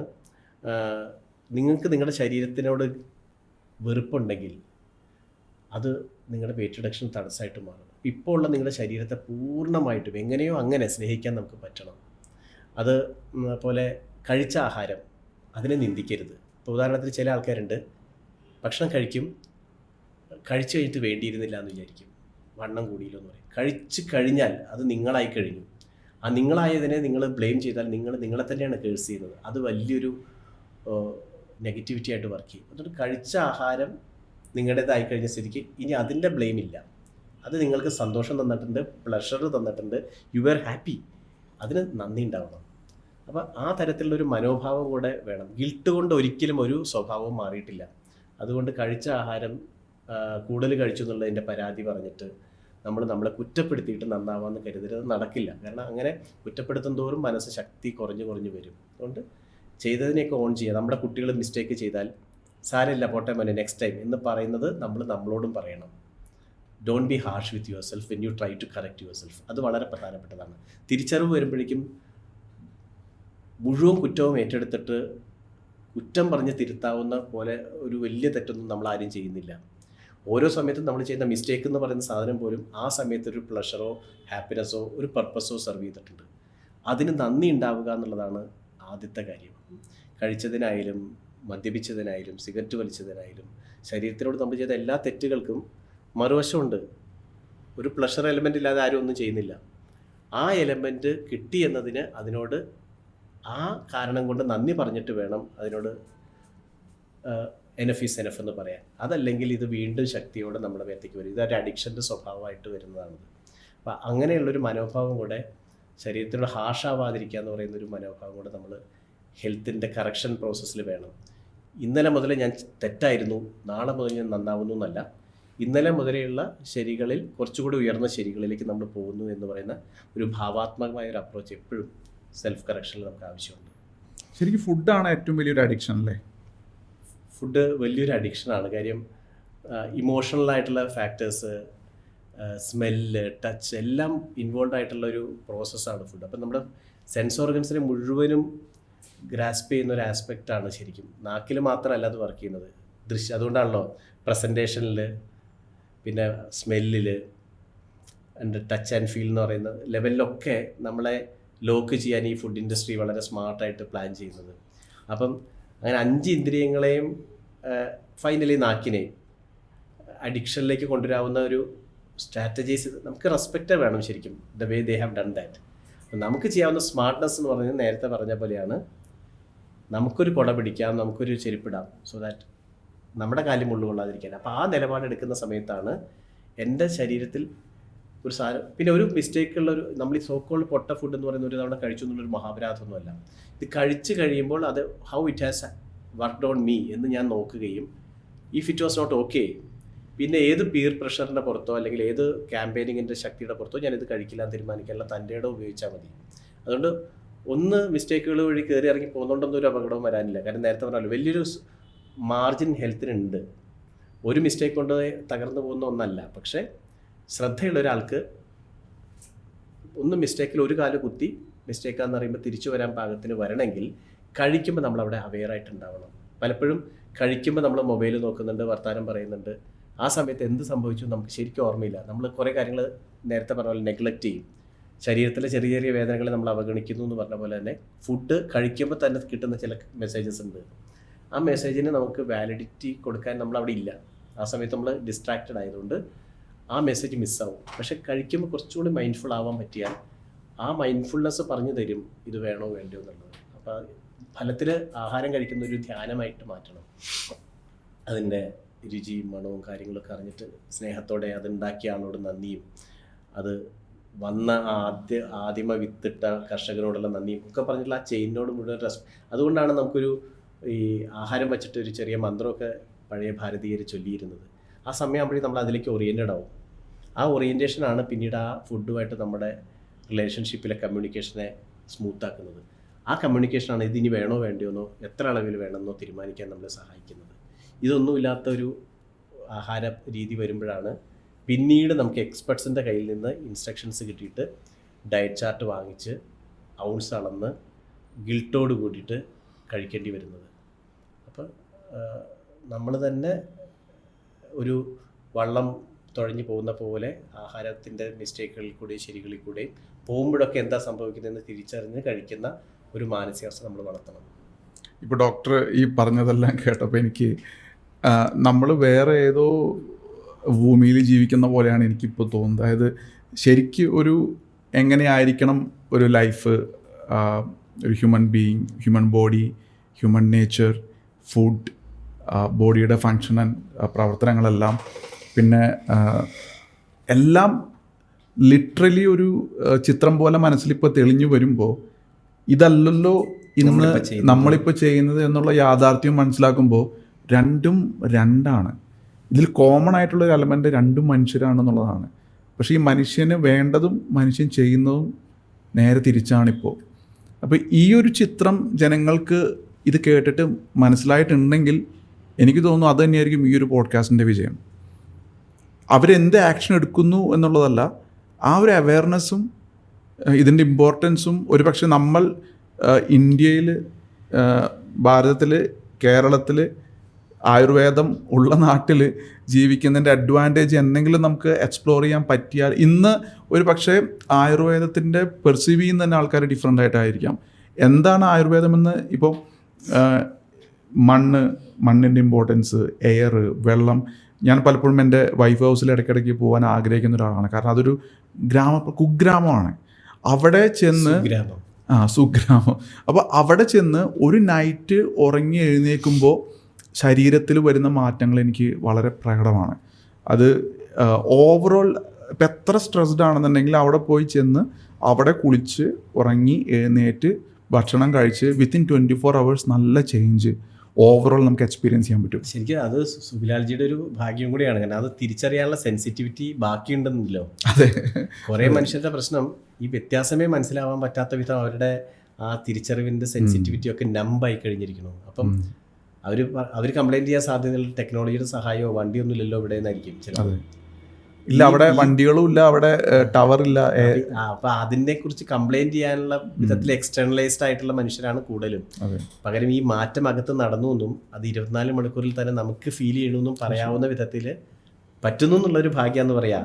മിക്ക ആളുകൾക്കും അത് മിസ്സായി കഴിഞ്ഞിരിക്കും. അതുകൊണ്ട് തന്നെ ഇന്ന് അതായത് എക്സ്ട്രീം സിറ്റി ലൈഫിലേക്ക് പോകാൻ ആഗ്രഹിച്ചിരുന്ന പഴയ ഞാനും ഇന്ന് ഇങ്ങനെയുള്ള സ്ഥലങ്ങളിലേക്ക് മാറാൻ ആഗ്രഹിക്കുന്ന ഞാനും തമ്മിലുള്ള ആ ഇടയ്ക്ക് നടന്നത് എന്താണെന്ന് ചോദിച്ചു കഴിഞ്ഞാൽ ജീവിതത്തെ കൂടുതൽ മനസ്സിലാക്കി എന്നുള്ളതാണ്. അപ്പോൾ കോർപ്പറേറ്റ് ലൈനിൽ വളരെ അഗ്രസീവായിട്ട് റിച്ച്നെസ്സിൻ്റെ പിന്നാലെ പോകുന്ന ഈ ജനതയിൽ ഞാൻ എന്നെ കാണുന്നുണ്ട്. അതേസമയം ഇതിൻ്റെ അവസാനം എന്ത് എന്ന് ചോദിക്കുമ്പോൾ തിരിച്ച് ഒരു 50-60 വയസ്സ് കഴിഞ്ഞ് നമ്മൾ റിട്രീവിങ് ലൈഫിലേക്ക് പോകുമ്പോൾ എന്താണ് വേണ്ടതെന്നും മനസ്സിലാക്കാൻ സാധിച്ചതുകൊണ്ട് ഈ ഓട്ടം എത്രത്തോളം ഓടണം, അതിൽ എത്രത്തോളം ഇക്വിലിബ്രിയം നമ്മൾ മെയിൻറ്റെയിൻ ചെയ്യണം, അതിൽ നഷ്ടപ്പെട്ടു പോവാതെ കാത്തു സൂക്ഷിക്കേണ്ടത് എന്ത്, ഇത് ശരിക്കും ജനങ്ങളിലേക്ക് എത്തിക്കാൻ നമുക്ക് പറ്റണം. മോഡറേഷനാണ് നിയമം. മോഡറേഷൻ്റെ എക്സ്ട്രീം ആവലല്ല, ഈ പാരമ്പര്യത്തിൻ്റെ എക്സ്ട്രീമും അല്ല, ആധുനികതയുടെ എക്സ്ട്രീമും അല്ല. ഇതിൻ്റെ ഒരു സമന്വയത്തിന് ഒരു വ്യക്തിയെ നടുക്കുണ്ട്. അയാൾക്ക് അറിയണം അയാൾക്ക് എന്താ വേണ്ടതെന്ന്. ആ അധികാരം ഏറ്റെടുക്കാൻ പാകത്തിന് നമ്മൾ ട്രെയിൻഡ് ആവേണ്ടതുണ്ട്. അതാണ് ഇമ്പോർട്ടൻ്റ്. ഇപ്പം ഈ ഇന്ത്യൻ ഫിലോസഫിയിൽ പഞ്ചകോശ സിദ്ധാന്തമുണ്ട്. അന്നമയ കോശം, പ്രാണമയ കോശം, മനോമയ കോശം, വിജ്ഞാനമയ കോശം, ആനന്ദമയ കോശം. നമ്മുടെ പേഴ്സണാലിറ്റിയുടെ 5 ഷീത്തായിട്ടാണ് പറയാം.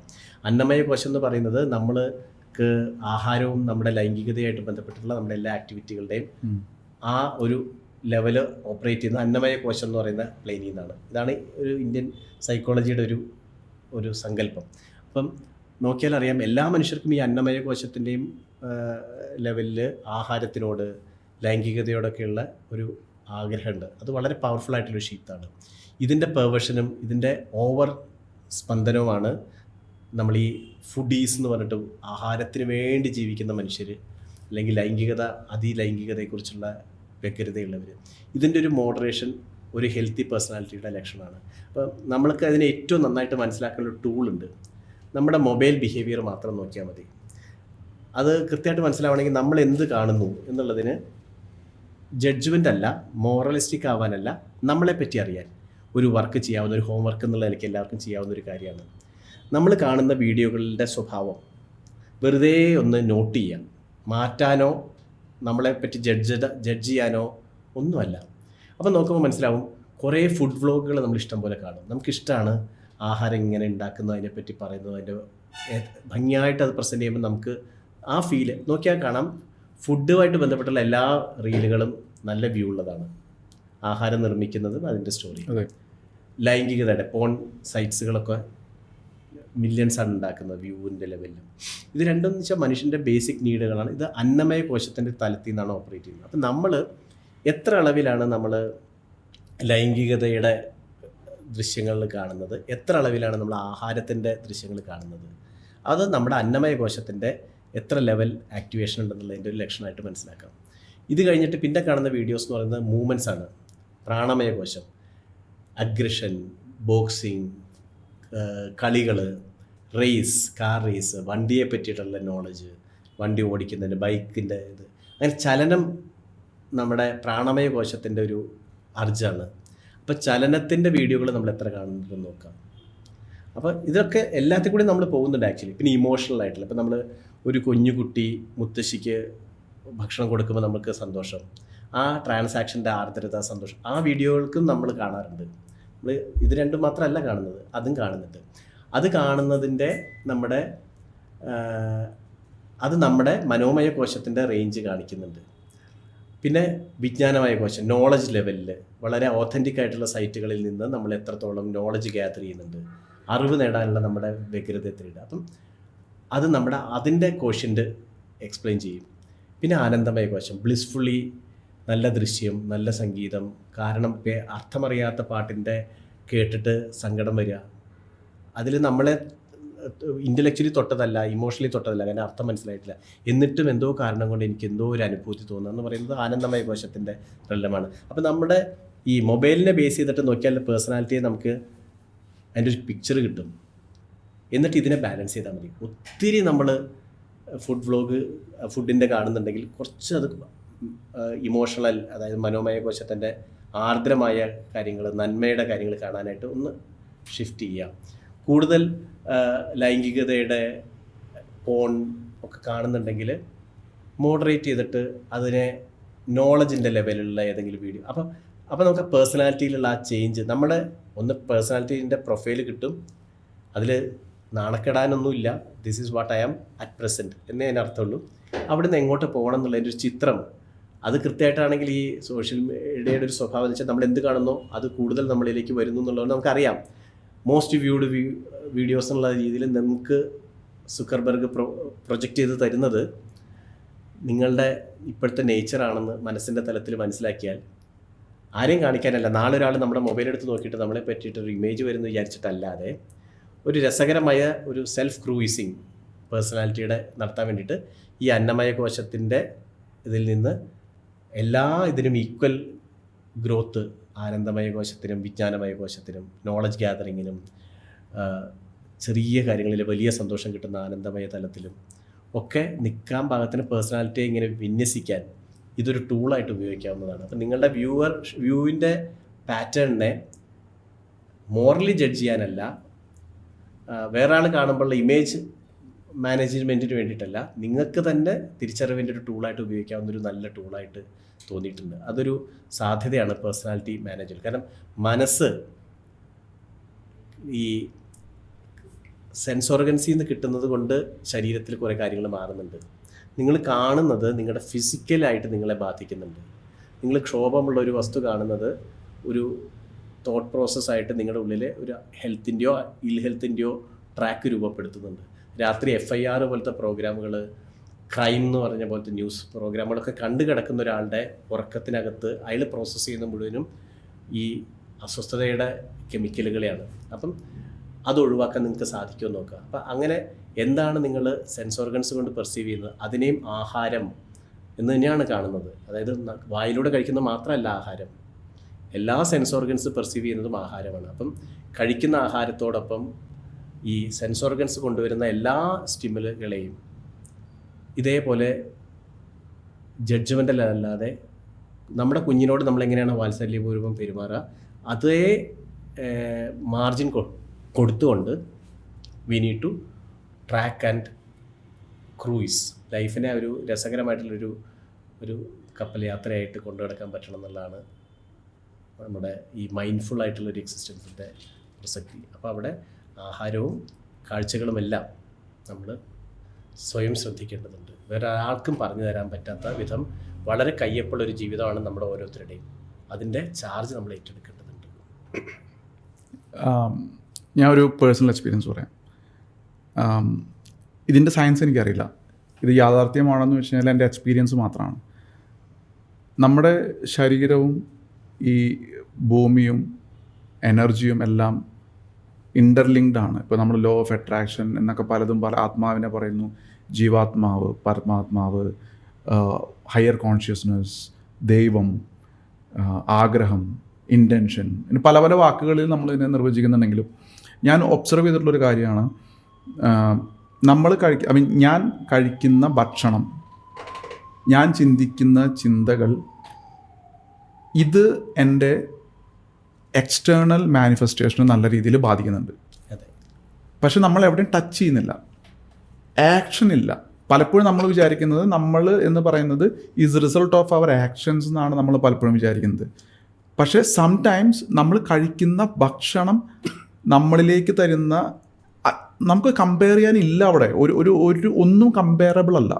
പക്ഷേ ഒബ്സർവേഷനിൽ ഞാൻ കണ്ടതാണ്, ചിലപ്പോൾ നമ്മൾ കഴിക്കുന്ന ചില ഭക്ഷണം നമ്മളിൽ അത് ഒരു പ്രൊലോങ്ഡ്, ചിലപ്പോൾ ഒരു 1 വീക്ക് നമ്മൾ ഒരു ടൈപ്പ് ഓഫ് ഫുഡ് കഴിക്കുകയാണെങ്കിൽ അവിടെ നമുക്ക് ഒബ്സർവ് ചെയ്യാൻ പറ്റും ലൈഫിൽ സംഭവിക്കുന്ന സംഭവങ്ങൾ മാറുന്നുണ്ട്, എക്സ്പീരിയൻസ് മാറുന്നുണ്ട്. പക്ഷേ അത് ഇപ്പോൾ സാത്വിക് ഡയറ്റ് ഞാൻ ഇടയ്ക്കിടയ്ക്ക് ഫോളോ ചെയ്യാൻ ശ്രമിക്കാറുണ്ട്. അങ്ങനെ ചെയ്യുന്ന സമയത്ത് നടക്കുന്ന കാര്യങ്ങൾ വ്യത്യസ്തമാണ്, എക്സ്പീരിയൻസ് സെർട്ടൻലി ഡിഫറെൻ്റ് ആണ്. അപ്പോൾ അവിടെ നടക്കുന്ന ഒരു കാര്യം somewhere is interconnected to the inner chemical reaction of this body. ഇങ്ങനെ എപ്പോഴെങ്കിലും ഡോക്ടർ തോന്നിയിട്ടുണ്ടോ? അത് അങ്ങനെ പറയില്ലേ, എന്താ പറയുക, ഭൂമിയുടെ ഒരു വശത്ത് ഒരു ചിത്രശലഭം ചിറകടിച്ചാൽ മറുവശത്ത് ഒരു കൊടുങ്കാറ്റിൻ്റെ സാധ്യതയുണ്ടെന്ന്, ആ ചെയിൻ റിയാക്ഷൻ. അപ്പം പക്ഷേ ഈ ചെയിൻ റിയാക്ഷൻ്റെ ട്രാക്കുകൾ നമുക്ക് അറിയില്ല എന്നുള്ളതാണ് നമ്മുടെ ജീവിതത്തിൻ്റെ ഒരു സർപ്രൈസും ദുര്യോഗവും ഗതികേടും. ഇതിൻ്റെ അകത്തുള്ള സർപ്രൈസ് എലമെന്റ് വെച്ചാൽ ഇന്നത് ചെയ്താൽ അത് കിട്ടും നമുക്ക് അറിയാമായിരുന്നു. നമുക്ക് അങ്ങനെ വളരെ എന്താ പറയുക ഒരു എയിം ഓറിയൻറ്റഡ് ആയിട്ട് പലതും ചെയ്യാമായിരുന്നു. ഇപ്പോൾ അത് പറയാൻ പറ്റില്ല. അപ്പോൾ ഒരു ശരിയെന്ന് നമ്മൾ കരുതുന്നതിന് ഇമ്മീഡിയറ്റ് റിയാക്ഷൻ, ഈ ചെയിൻ റിയാക്ഷൻ്റെ എൻഡിൽ വരുന്നത് ചിലപ്പോൾ അത്ര നല്ലതാവണമെന്നില്ല. കാരണം വേറെ ഒത്തിരി ഘടകങ്ങൾ അതിൻ്റെ അകത്ത് ഇൻവോൾവ് ആണ്. നമ്മൾ മാത്രമുള്ള ഒരു എന്താ പറയുക ഒരു ഒറ്റ ഡയമെൻഷണൽ സാധനമായിട്ടല്ലല്ലോ ലോകം ആക്ട് ചെയ്യുന്നത്. അപ്പം നമുക്ക് ചെയ്യാവുന്നത് ബോധപൂർവം ശരികളുടെ ഒരു സീരീസ് നമ്മളിങ്ങനെ നമ്മുടെ നിന്ന് റിലീസ് ചെയ്തുകൊണ്ടേയിരിക്കുക.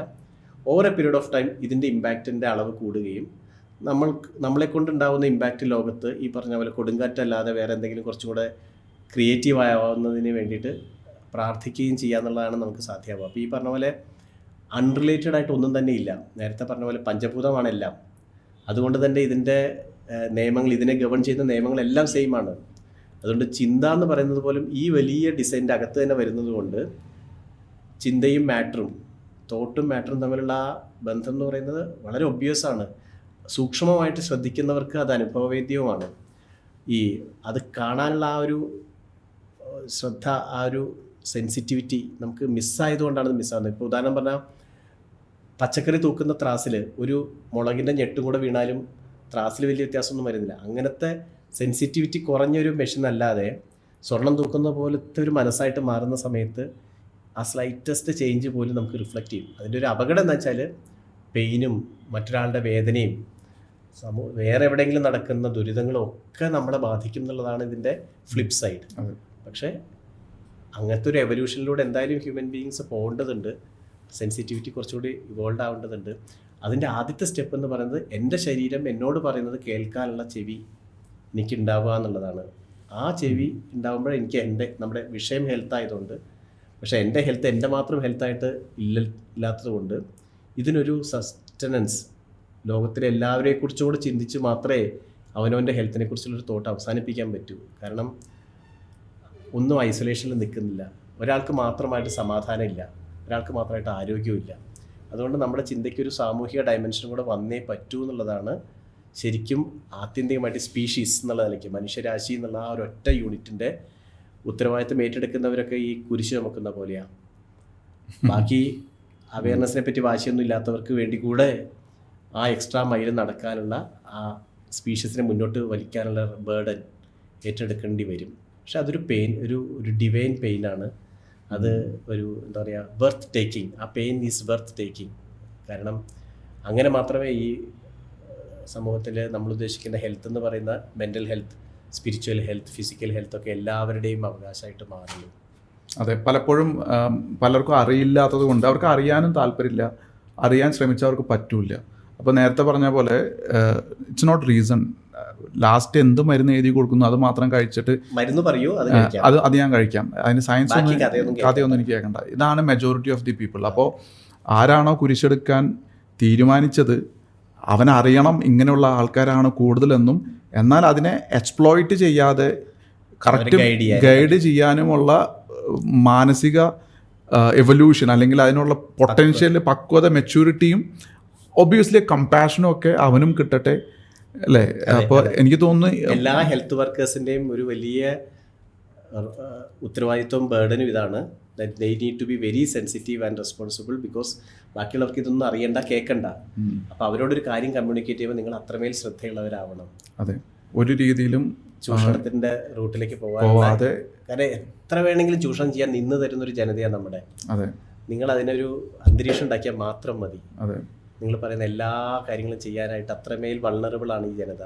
അപ്പം അവിടെ ആ റെസ്പോൺസിബിലിറ്റി, അത് കേൾക്കാൻ തയ്യാറായതുകൊണ്ട് എന്തെങ്കിലും പറയരുത് എന്നുള്ള റെസ്പോൺസിബിലിറ്റി ഓരോ ഹെൽത്ത് വർക്കറിനും എല്ലാ ലെവലിലും, ന്യൂട്രീഷനിസ്റ്റ് ആയാലും ഡോക്ടർ ആയാലും തെറാപ്പിസ്റ്റ് ആയാലും ആ ഹെൽത്തിനെ ഹാൻഡിൽ ചെയ്യുന്ന എല്ലാവരുടെയും, ഹീലേഴ്സ് എന്ന് പറയുന്ന വലിയ സ്പെക്ട്രം ഓഫ് ആൾക്കാരുടെ റെസ്പോൺസിബിലിറ്റിയാണത്. നമ്മളിലൂടെ വേണമെങ്കിൽ ദൈവത്തിനും സംസാരിക്കാം, സാത്താനും സംസാരിക്കാം. നമ്മൾ ആരുടെ ദൂതനാകുന്നു എന്നുള്ളത് മാത്രമാണ്. അപ്പുറത്ത് പാവം ജനത അപ്പോഴും ഉണ്ട്, എന്ത് കൊടുത്താലും മേടിക്കാനായിട്ട്. അതെ, അത് എനിക്ക് തോന്നുന്നു എല്ലാ ഹെൽത്ത് വർക്കേഴ്സും മനസ്സിലാക്കേണ്ട ഒരു കാര്യമാണ്. നമ്മളുടെ പ്രോസ്പെരിറ്റി എന്ന് പറയുന്നത് ആ ജനതയുടെ പ്രോസ്പെരിറ്റിയുടെ കൂടെ ആകണം എന്നൊരു ചിന്ത. അവനവൻ ആത്മസുഖത്തിന് ആചരിക്കുന്നവ അവരുടെ സുഖത്തിനായി വരയണം എന്ന് പറയുന്ന നാരായണ ഗുരുദേവന്റെ സന്ദേശം. അപ്പോൾ എന്തായാലും എനിക്ക് തോന്നുന്നു വളരെ പ്രൊഡക്റ്റീവായിട്ടുള്ളൊരു ടോക്കായിരുന്നു. ഇനിയും നമുക്ക് ഒരുപാട് ചർച്ച ചെയ്യാനുണ്ട് ഇതിനകത്ത് ഓരോ കാര്യങ്ങളിലും. ഇതൊരു തുടക്കം മാത്രമായിട്ടാണ് ഞാൻ കാണുന്നത്. എനിവേ, നമുക്ക് ഒരുപാട് സമയമായി. ഡോക്ടർക്ക് ഈ ടോക്ക് നിർത്തുന്നതിന് മുന്നേ എന്തെങ്കിലും ഒരു മെസ്സേജ് കൊടുക്കാനുണ്ടെങ്കിൽ അറ്റ്ലീസ്റ്റ് ഒരു എല്ലാവരോടും ഒരു ബേസിക്കായിട്ട് നിങ്ങൾ ഫോളോ ചെയ്യേണ്ട ഒരു 5 കാര്യങ്ങൾ, എവറി ഡേ ചെയ്യേണ്ട ഒരു 5 കാര്യങ്ങൾ ഒന്ന് പറഞ്ഞിട്ട് എന്തെങ്കിലും മെസ്സേജ് ഉണ്ടെങ്കിൽ അതും കൂടെ പറഞ്ഞിട്ട് നമുക്ക്. നേരത്തെ പറഞ്ഞ പോലെ എത്രയൊക്കെ ഫിലോസഫി പറഞ്ഞാലും അവസാനം ഞങ്ങൾ എന്ത് ചെയ്യണമെന്നാണ് എല്ലാവർക്കും കേൾക്കേണ്ടതെന്ന് എനിക്കറിയാം. അപ്പം അത് പ്രധാനമായിട്ടും അങ്ങനെ പറയാൻ പറ്റില്ല എന്നാണ് നമ്മൾ ഇത്രയും നേരം കൊണ്ട് പറഞ്ഞു വെച്ചത്. എന്നാൽ പോലും നേരത്തെ എഴുന്നേക്കാൻ സാധിക്കുന്നവർ നേരത്തെ എഴുന്നേക്കണം. ആഹാരം കഴിക്കുമ്പം കുറച്ച് വിശപ്പ് ബാക്കി വയ്ക്കണം. വെള്ളം കുടിക്കുന്നതിനെ കുറിച്ചിട്ട് ദാഹം എന്ന് പറയുന്ന ഫീൽ എന്താണെന്ന് അറിഞ്ഞിട്ട് ആ ദാഹം മാറാനാണ് വെള്ളം കുടിക്കേണ്ടത്. മലശോധന അത് റെഗുലറായിട്ട് നടക്കണം എന്നുള്ളത് വളരെ പ്രധാനമായിട്ടുള്ളൊരു വിഷയമായിട്ട് മനസ്സിലുണ്ടാവണം. കോൺസ്റ്റിപ്പേഷൻ എന്ന് പറയുന്നതിനെ ഒരേ കാലത്തേക്ക് കൊണ്ടു നടന്നാൽ അത് ധാരാളം അപകടങ്ങളിലേക്ക് നയിക്കും എന്ന് നമ്മൾ മനസ്സിലാക്കണം.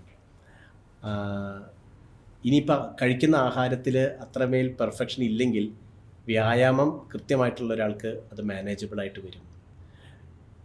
ഒരു വിധത്തിൻ്റെ ഭാഷയിൽ പറഞ്ഞാൽ എല്ലാ ദിവസവും കാലിലും ചെവിയിലും നെറുകയിലും എണ്ണ തേച്ച് കുളിക്കണം എന്ന് പറയും.